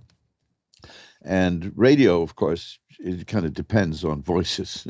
So without my voice, that was, without a song, right? Nothing came out. Nothing came out at all. So here I am, about 22,000 aspirins later. Lots of calls to the doctor saying, what is this? And of course, it wasn't that big thing. It wasn't that thing because I had that thing in 2020 and I am not getting that thing again. And here, last year in March, I had a flu too, and I missed about a month or so. But this is closer to 2 months. So a lot has happened in that time in terms of world history. But you know something? We don't really care about that here. I'll tell you why. Because I get asked about that. Why don't you discuss current events? And first of all, my nose is still a little clogged up. First of all, you can get that current event stuff any place now. It seems like that's now. There was a time when on cable TV they would exploit stand-up comedians, and they were all over. And then they went to fashion models, because they're a little cheaper and quieter than stand-up comedians.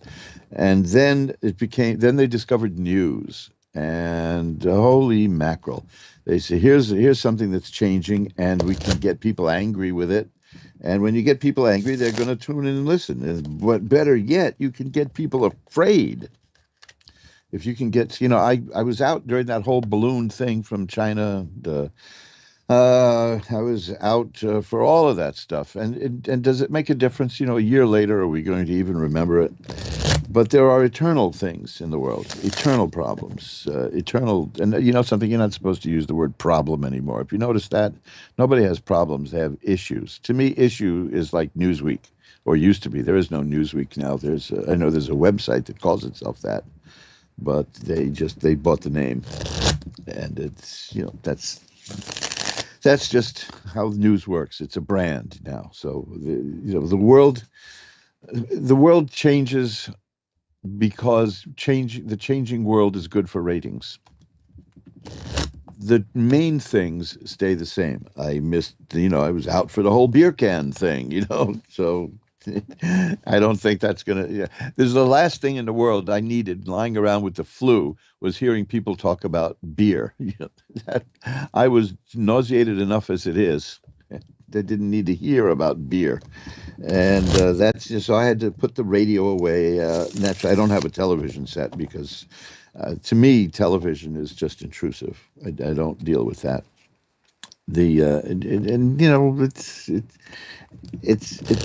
I spent too many years in the media business to not know that they're really out there to try to just hurt you and try to scare you and try to keep you off balance. There were several big media firings while I was holed up here in the International House of Sneezing. That's what it turned out to be, and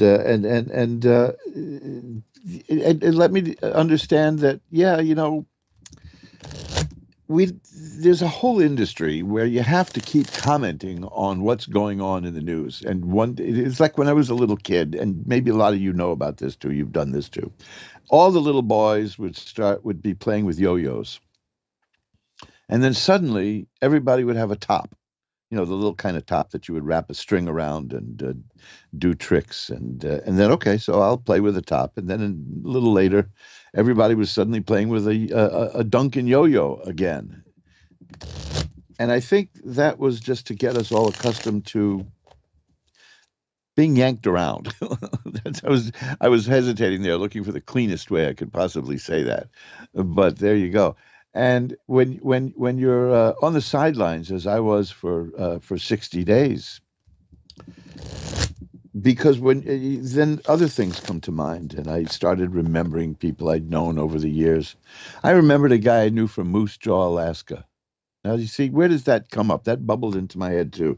He was from Moose Jaw, Alaska, and he moved way down south to San Francisco, which to him is south. And he became a teacher of improvisational comedy technique. And he held classes in that. And the goal of that was to prepare the performer to be able to improvise for an audition so that they could get a part in a TV series. And I thought of this guy because he had one student who was incorrigible. I mean, the student just ran amok. No matter what the scene was, no matter what they were trying to do, he would just go crazy. And he said to this guy, I can't really work with you. I can't do anything with you because, I mean, you're not helping yourself by being so undisciplined. I mean, what do you think? They're going to put together a TV show just so that you can just run amok and do silly things and crazy stuff? It isn't going to happen. Well, of course, the guy's telling me this over a drink because he was drinking a lot at that time, because the guy he spoke that to was a young fella named Robin Williams. Now, that's funny to me. He said, what do you think they're going to do, Robin? Write a TV series just for you? Well, that's kind of what happened. So I guess by way, and of course the message there, and he knew it, my friend knew it, that the message is don't take advice like that. If you just do what you do, be who you are, do what you want to do in that sense. That doesn't mean, if you feel like shoving somebody out of the window, do it. But Lord knows there's people, well, never mind. Let's not go there.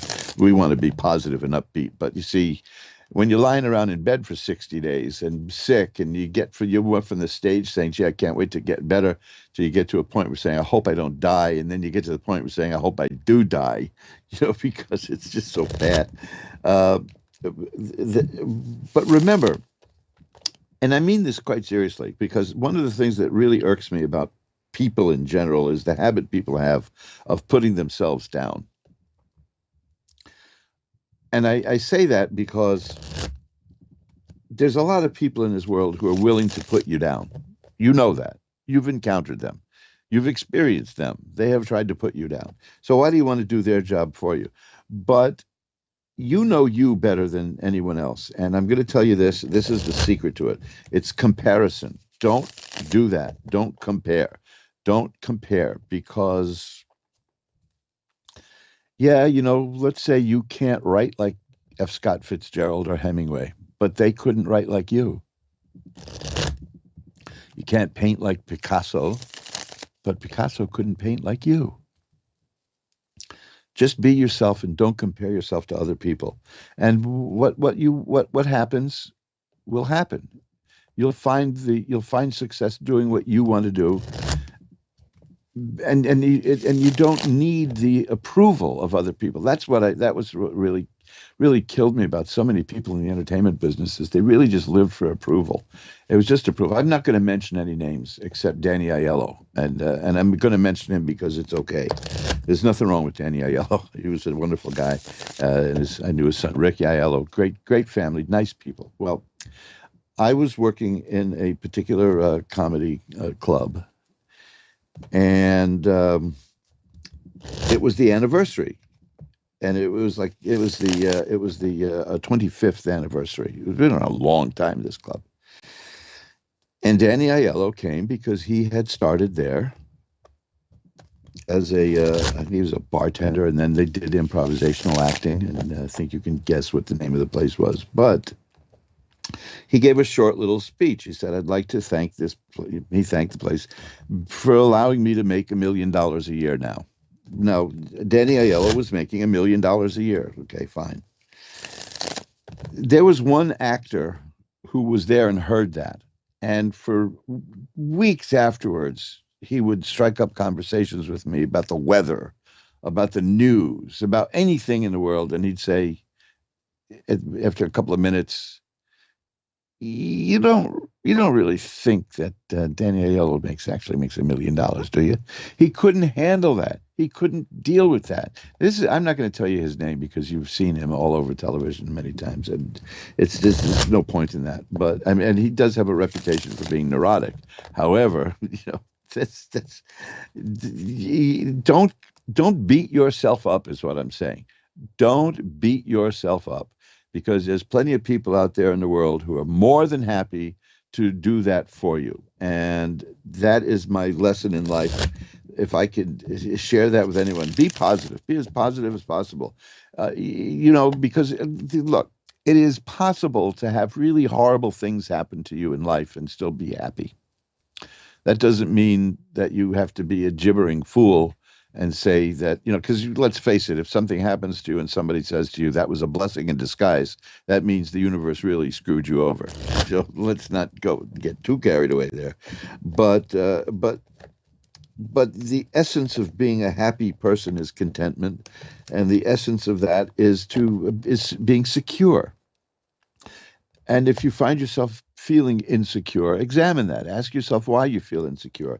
But to find out that somebody else in your field is making more money than you are, and that if that ruins your year, you're in the wrong business. That's crazy. It's like, a little news person, a person on a cable news show was fired the other day, and I'm stunned. Well, of course, I spend a lot of time around news people, TV news people especially, and I can tell you that the one thing that they know for sure is that every morning when they wake up, they have a very good chance of being fired by the time the sun sets. It's just that's the nature of the business, and they'll get hired somewhere else.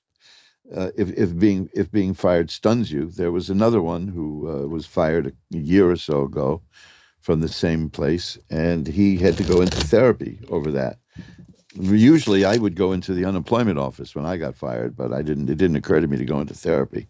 But you see, this is because the people are beating themselves up. They identify themselves with their job and with their success, and you're never going to be successful like that. You're never going to be that successful. There's always going to be insecurity. I'm not going to mention names, but there was an actor I knew.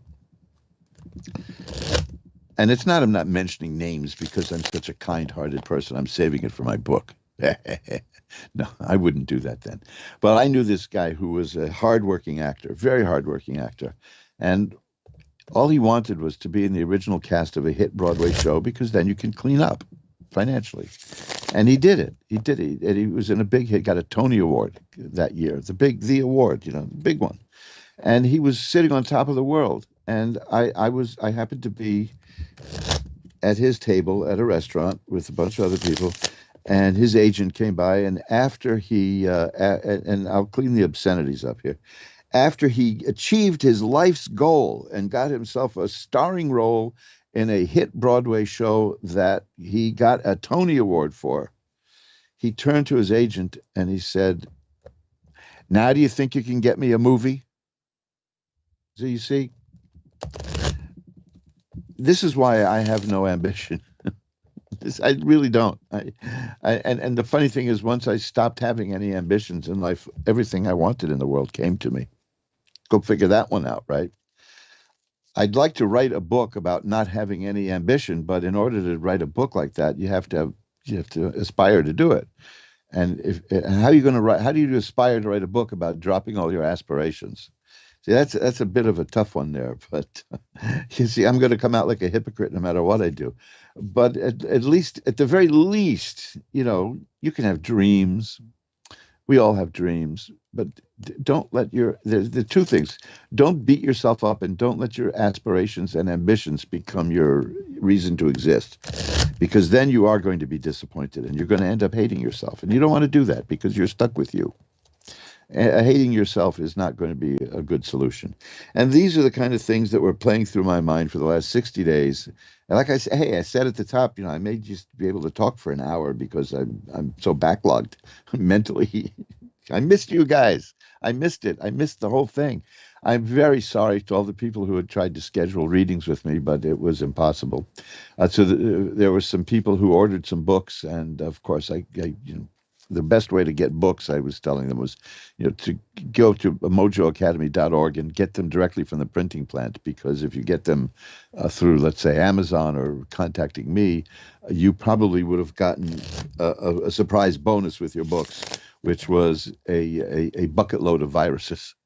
You don't want that. I don't like mailing things to people when I'm sick, but I'm better now, theoretically. The question is, will I be back next week? Tune in next week to find out. But we're here now, and we're going to make the most of it now. And I am really thrilled to be back. I had a miserable 2 weeks, but I was looking forward to this moment, and here it is. Now, was that ambition? Maybe. It's a small ambition nonetheless, but it might have been let's say it's an aspiration and not an ambition. But those are the things that I was thinking about, which is, as I was reflecting on what the comical opera that passes for my life, don't be ambitious. If you now, aspire to not being ambitious, of course, is an ambition. So it's a treadmill, you see. But you'll see what I mean when you work on that, because you have everything you need now. Anything else is icing on the cake. Now, that said, icing is a lot of fun.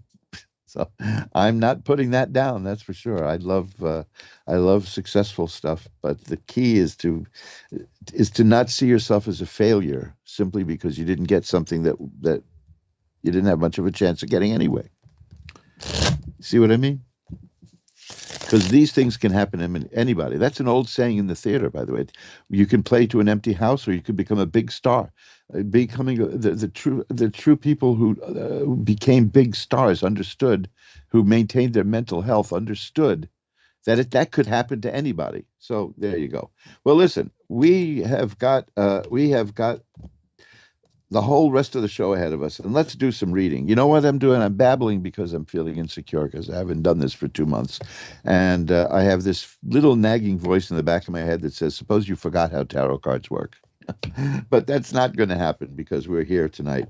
And if you want to know more about what I do, if you've never heard me before, this is surely a weird introduction to me.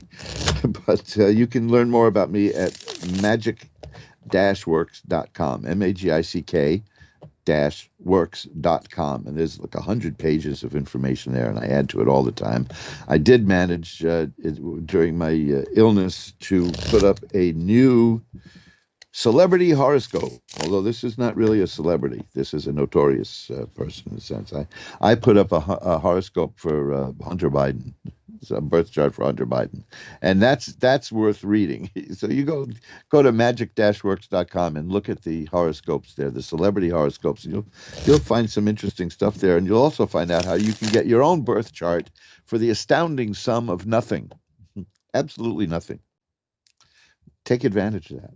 So let's do this. Let's get back to the way we used to do it. Ring the bell 3 times to declare sacred space. Look at that. I just cut the tarot cards just to see what the feeling for the night is going to be. And I got the sun, which is health and happiness and healing and growth. That's beautiful. That's beautiful. So here we go. We're now in sacred space, and the cards are all shuffled up.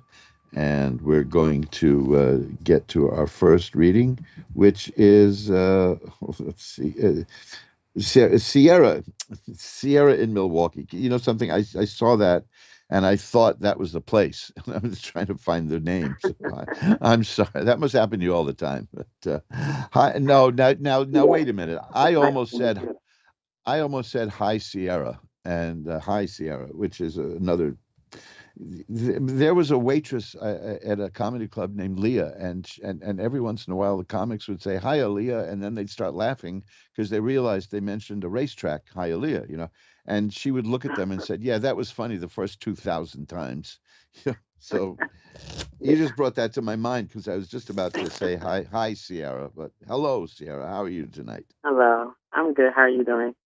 I'm glad to be here. That's it. I was knocking on heaven's door there for a while, but I'm back, and this is my first show in 2 months, and you're my first experimental subject in 2 months. So experimental, I mean, to see if I know what the hell I'm doing, right? So what can I look at for you tonight?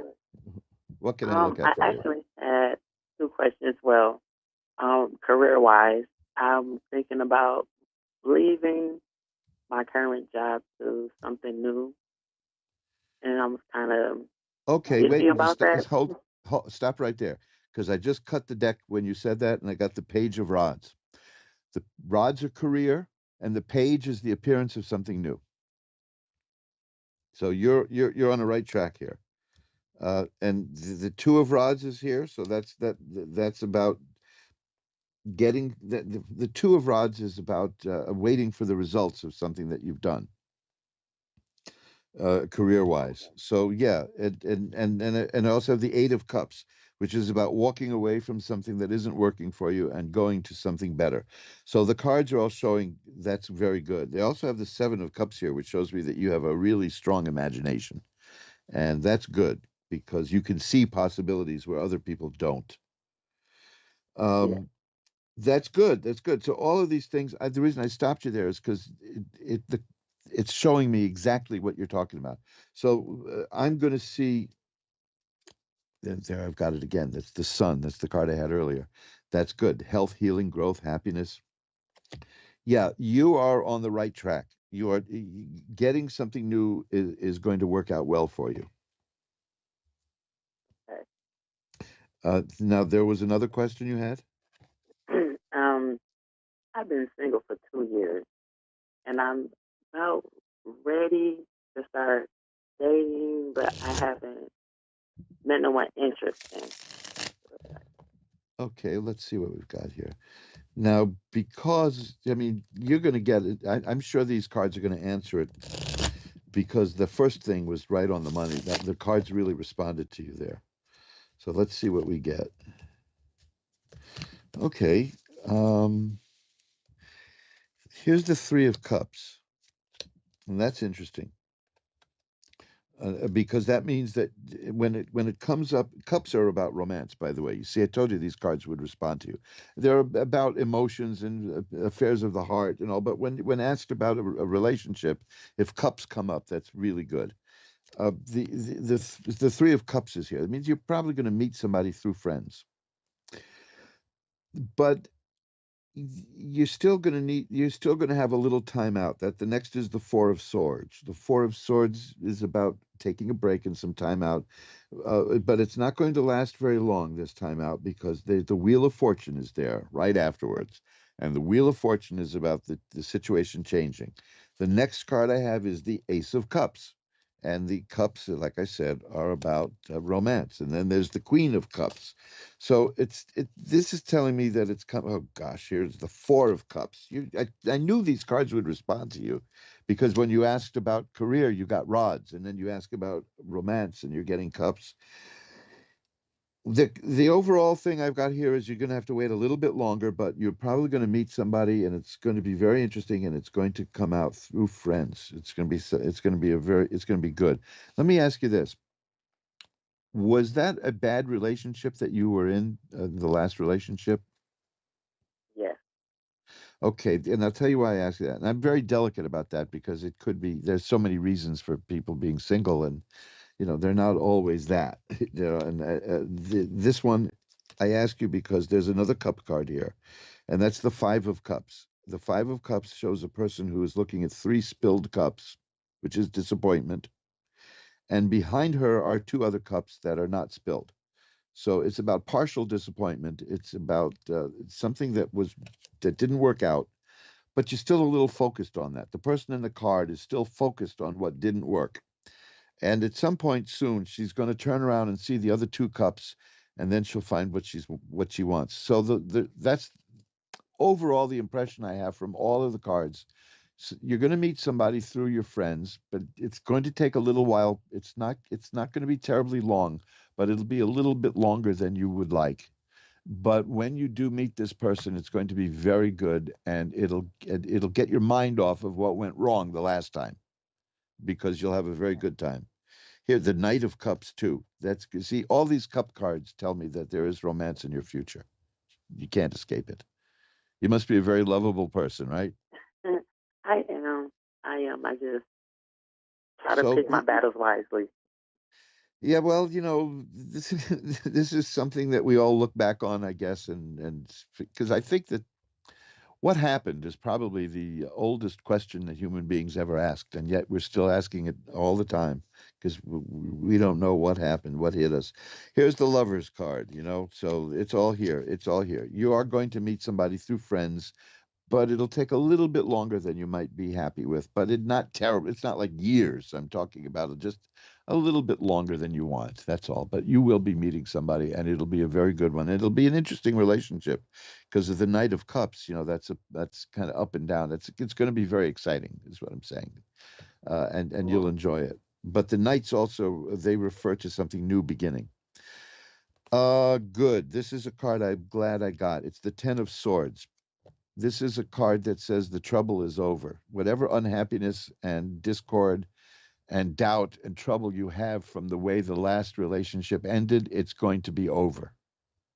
You're going to be fine. Okay? I appreciate that. So you're headed for a good time. And it's not going to be terribly long. It's just going to feel like you're really ready to go, and it's going to be a little bit longer than you want, but it's worth the wait. Okay? Okay. Thank you so much. My pleasure, because it's a very upbeat, very positive reading on both scores. You're going to do well in terms of work, and you're going to do well in terms of romance. So I will light a white candle to send positive energy your way. How's that? Thank you. Bye-bye now. And you're listening to Reverend Elliot's Magical Window with me, the on-again, off-again host. Usually I'm a recording, and you're probably listening to this as a recording too, but a lot of people are listening live for the first time since February because I have been away. I went out to explore the world of being sick to death. That's one way to look at it. Karen in Washington is next. Hi, you're on with Reverend Elliot. Hi. Hi, Yeah, how I'm are you from tonight? Wapato, Washington. Wow, how is it out there today? Oh, beautiful. I'm in the apple capital of the world. Oh, brother, I just had an apple the other day, and because I believe in eating apples. Let's face it. So chances are here in New York City, my apples come from your area. Yep. Yakima Wow, Valley. well, the Yakima Valley. Yes. See, the only thing I know about that is the great stuntman Yakima Canutt, who was John Wayne's stuntman, and his son was Charlton Heston's stuntman, and that's where I first heard of Yakima. But wow, that sounds like such a beautiful place to be in. What does it look like when the apple trees are all blooming and growing fruit? Oh, God. Beautiful. We have cherries, apples, peaches, nectarines. We're the fruit bowl. Wow. I was just telling my wife I have got to get out and get to the store because it's about time we get cherries that aren't from South America because down there we'll get them off season, but up here we should be getting cherries very soon, and we sure miss that. And they're good for you. Apples and cherries are really good for the health. So, what can I look at for you tonight? My health and well-being. Okay, well, I just got recently diagnosed, and I'm being treated for ulcerative colitis. I've been suffering for over 10 years. well, I just got diagnosed in November, but I'm so drained. I'm tired all the time. Well, that's what I wanted to ask you about, because as soon as you said that, the first card I got is the Chariot. And the Chariot shows a person holding it in a small chariot with sometimes it's horses, sometimes it's a sphinx, but one is black and one is white. And one wants to go this way and one wants to go that way. And the person is working to keep them together and keep it on track. And that's a person who is putting in a lot of effort to be secure. You know what I mean? It's draining. I was going to ask you if you're very tired a lot. Now that's a duality. We'll get to the good news. That's the duality, though. That's the white, the black. Look at the picture of the card of the Chariot on the internet sometime. If you don't have a deck of cards of your own, you take a look. You'll know exactly what I mean, because it's about a person who's really using all their strength to just keep this thing moving in one direction. The next card I have is the Two of Swords. The Two of Swords represents a stalemate, nothing moving, nothing happening. You feel stuck in one position. The next card I have, and this is the third time I've gotten this tonight, so I'm really happy to see it, is the Sun. Of course, the Sun we're talking about fruit and vegetables and all of that. That the Sun is the source of all that. The Sun is the source of all life. The Sun is the source of health, and the Sun card is about health and growth and happiness and recovering.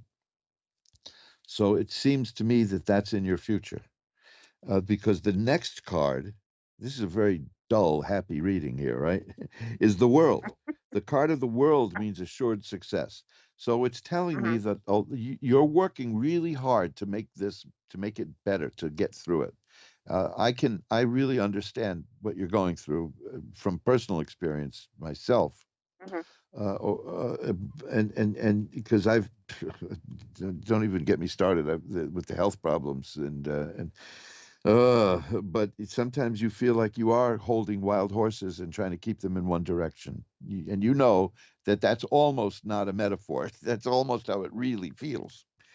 But that situation isn't going to change for a while. That's the Two of Swords, because it's reached a sort of balance.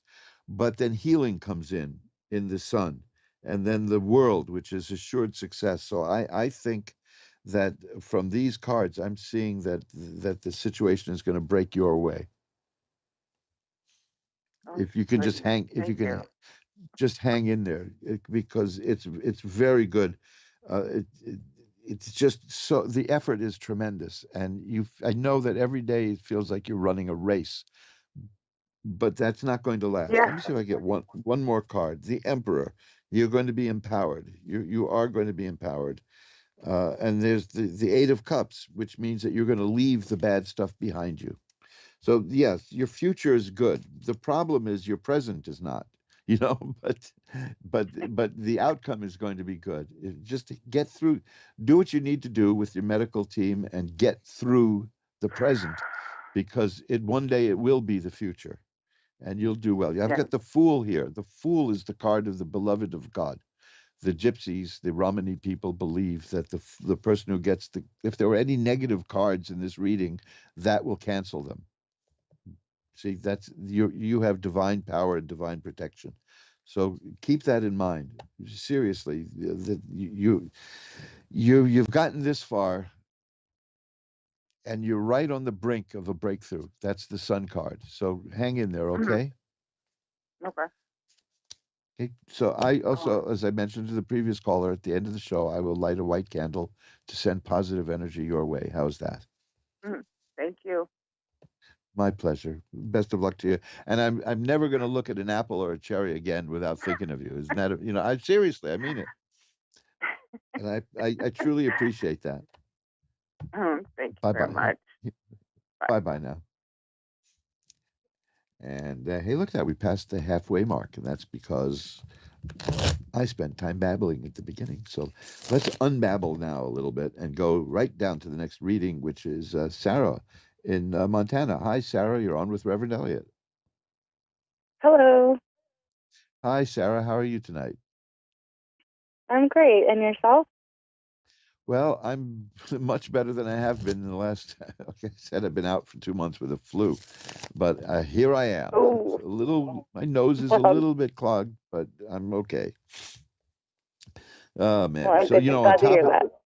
yeah, on top of that, though, we've got this pollen hitting the air now, and I have developed sensitivities to that over the years, which is my heart goes out to people who have had lifelong allergies. I had no idea how much you Yeah, guys are it's here suffering. too in Montana. Yeah, well, that's life, right?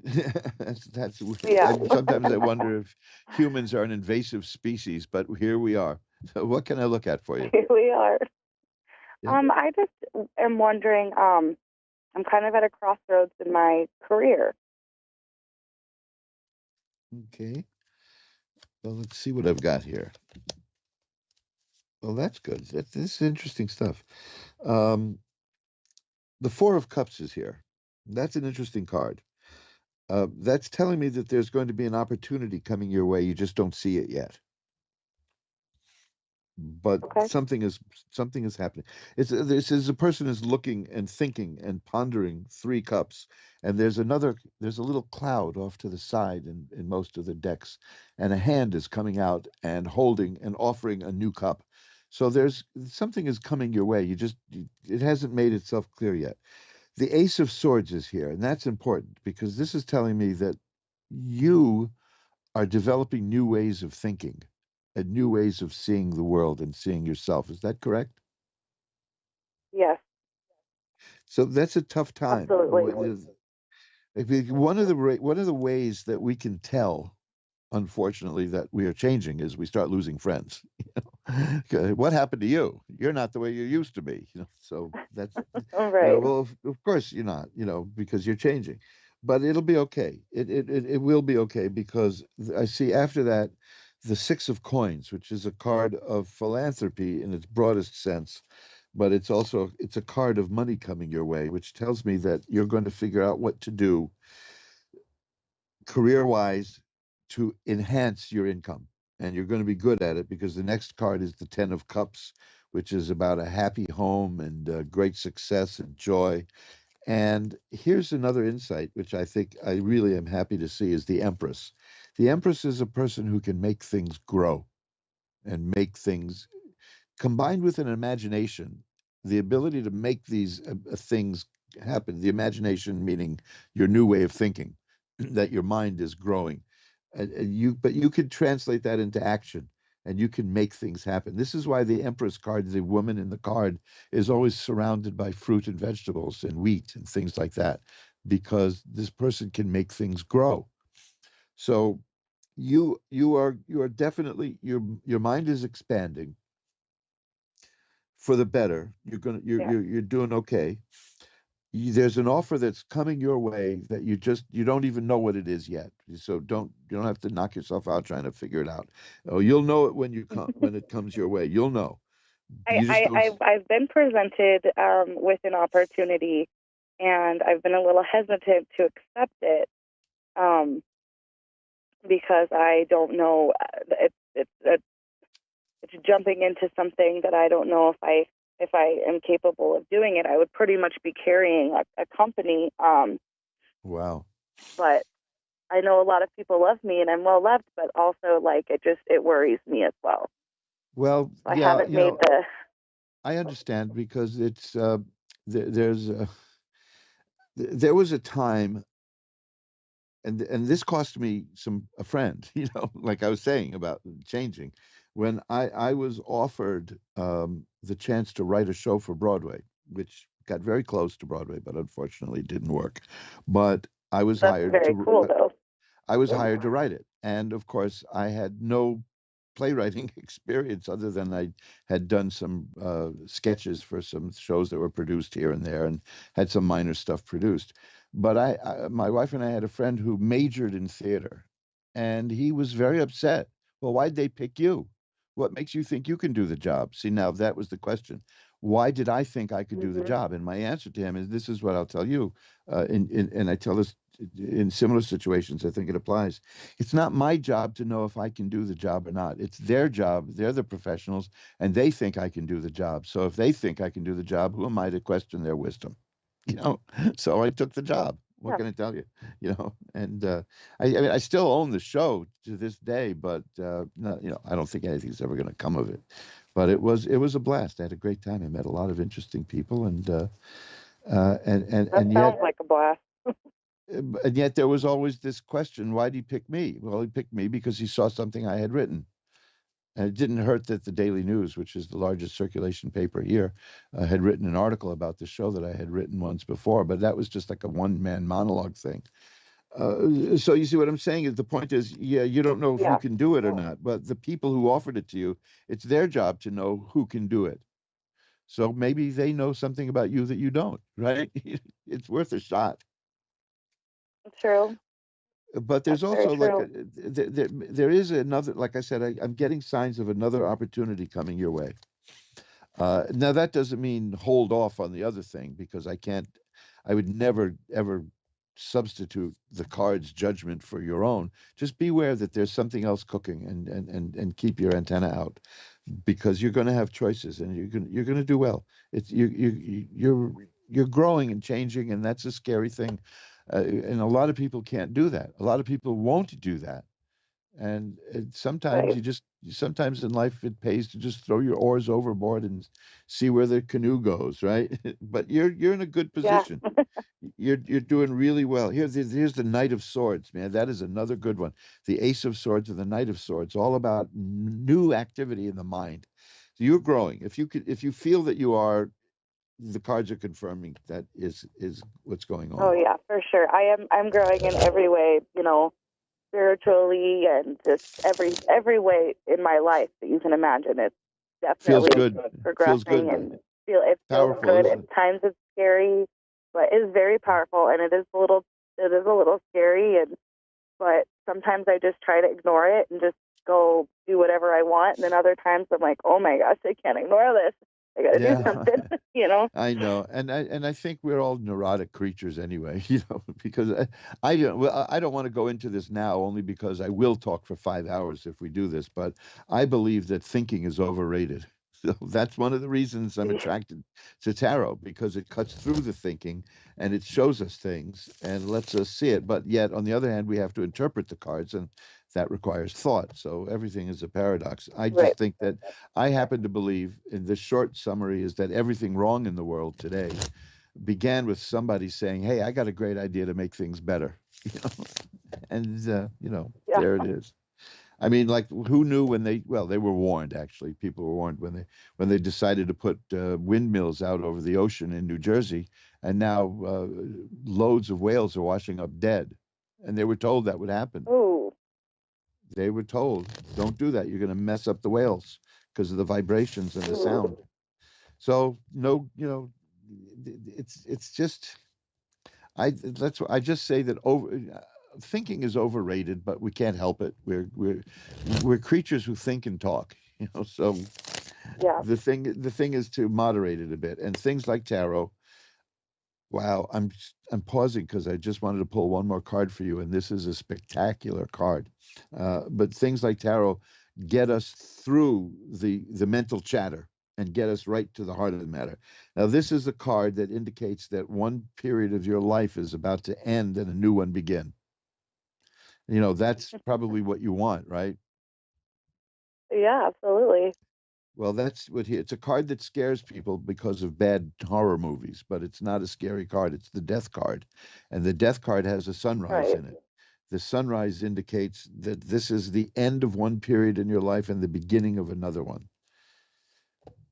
And that's a marvelous, marvelous thing to have. I don't get that card very often, but you are at the cusp of so much wonderful change coming soon.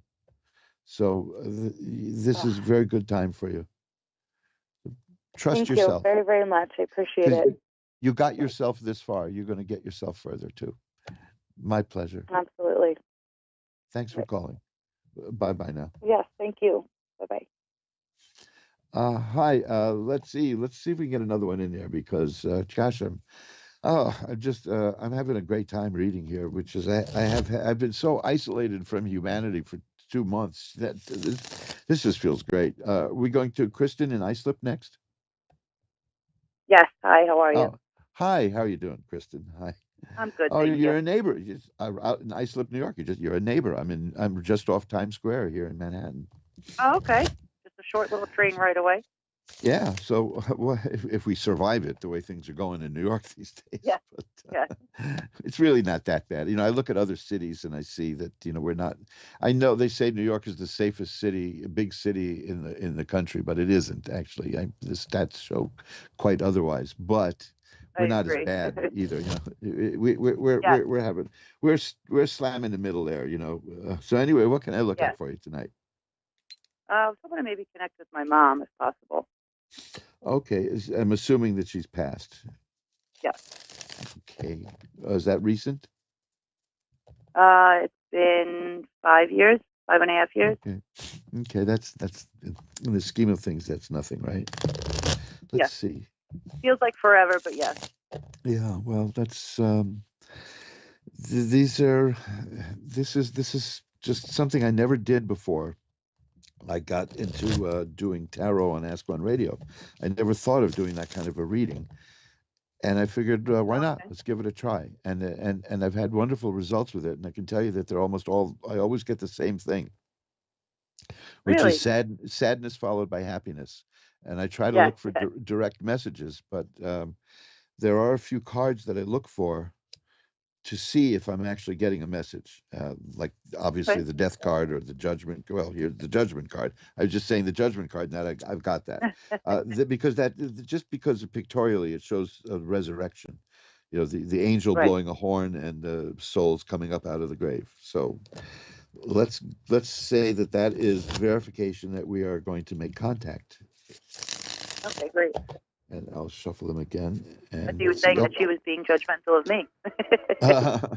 let me do this. Because here it is again. I got the Three of Swords. The Three of Swords shows a heart pierced by 3 swords, and the heart is crying. See, there's great sadness. Okay. But yet and then I get the High Priestess, which is also a card I look for to verify these readings, because the High Priestess is the person who can see behind the veil, meaning the veil between this life and the next. Right. And then I have the World, which is a card of success, which is telling me that the spirit feels a degree of achievement at this point. Okay. There, I can't understand these 3 cards I just got in any way other than this is a message, because it's almost statistically impossible to get these 3 cards one after the other. I have the Ace of Cups, the Ace of Cups, the Ace of Rods, and the Ace of Coins. To get 3 aces at one time like that goes against the odds. Wow. Aces mean new beginnings. Okay. Now, and a new beginning. I'm a little flustered because it's just mind-blowing to get these 3 cards like that. It's telling me that the message is that there's new things coming your way in terms of emotional stuff like romance and well-being and happiness. And then the rods mean work and career and how you earn a living. And then the Ace of Coins, that speaks for itself. It's about money coming in. Money matters. Right. So there's going to be new things happening and successful things happening for you in those 3 areas. That seems to be the message, But again, the first thing was I'm sad.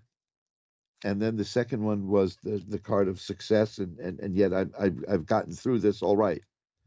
And now on to you is what the cards are saying. look for the message I'm getting here is look for good things to come your way in terms of emotional life, financial life, and work life. That all makes sense, actually. Well, I'm glad because, when I do these kind of things, I feel like I'm getting something coming through me, through the cards, Yes. and I don't need to know what it's about. I'm just saying, Right, right. I'm still a little flabbergasted that I got one after the other, the Ace of Cups, the Ace of Coins, and the Ace of Rods. Yes, absolutely. Because, like I said, the odds are way against getting three of those at once. Right, right. So this followed the pattern. There's the sadness because we experience the loss. So do they when they go over. Right.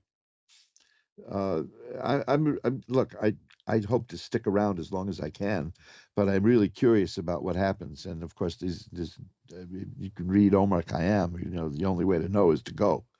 And I'm not that eager to learn at this point, but I will be at some point, I'm sure. But it's always tinged with sadness and yet happiness. So I believe that. That makes sense. So you're entering a good period. A good period. See, now here's the Nine of Swords. That's a card of sorrows. And then that's followed. Well, was your mother a very religious person? Off and on.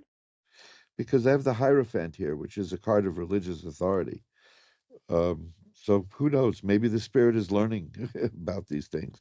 But but I'm going to take those three ace cards as meaning that's the spirit's message to you, is that you're about to get good stuff happening your way in terms of these three areas of life. Okay, great. Definitely use all three of those. Yeah. So, you can always follow up and let me know how it works out, and I'll be happy to pull a few cards for you. My email I'm so easy to find, but my email is asktarot@earthlink.net. But I'm easy to find through just Google Reverend Elliot's Magical Window, and you'll find loads of ways to find me. There's a contact form at my website. You can get through to me through askonradio.com, all kinds of stuff. But I'd be interested to know how this works out, because that's one of the most unusual afterlife readings I've ever gotten. And whoa, I was just about to say the only thing missing is the Ace of Swords. Guess which card I just got? The Ace of Swords. Now you see, there are people who don't believe that I do this anyway, and I've been threatening for a while now to move over to video, and then people can see the cards, and yet still people are going to say, well, you're just doing card tricks, But no, this is the real deal. This is authentic. When I started reading tarot, somebody I had known at that time for about 25 years told me, well, you're just doing card tricks. And I said, you've known me 25 years. Have I ever done a card trick? You never saw me do a card trick. But no. So listen, here it is. And I heard it in your voice. You were doing it too. I heard like the shock in your voice. Yeah. I so much I wanted to be cool, but I couldn't do it. And now with this Ace of Swords coming up, so you got all four of them. You got all four. So message, there is a direct message here to you, which is that every aspect of your life is going to be getting better. Okay, I've got to run. I've got less than 2 minutes to go. So please, if you want to get in touch with me at any point, do that, and I will be happy to Thank you so much. Do a little follow up for you. My pleasure. Bye bye now. Thank you. Have a great night. Bye-bye. And hey, that's it, folks. That's it for this edition, the actual, real edition, not just a rebroadcast edition of Reverend Elliot's Magical Window. My first in 2 months, and we can kiss that flu goodbye, and hope that I can keep my vitamin content goes to bat. But sometimes the old body just gives in to those little viruses, and there's nothing you can do about it. So we will get together next week again. We will. But in the meantime, like I said, you can email me. Any of you want to have a couple of cards pulled on the house, that's fine with me. The email is asktarot@earthlink.net, asktarot@earthlink.net. And check out my website, magic-works.com, and you'll see a whole bunch of stuff there. So until we get together next week, remember, time flies. It's up to you to be the navigator. Bye-bye now.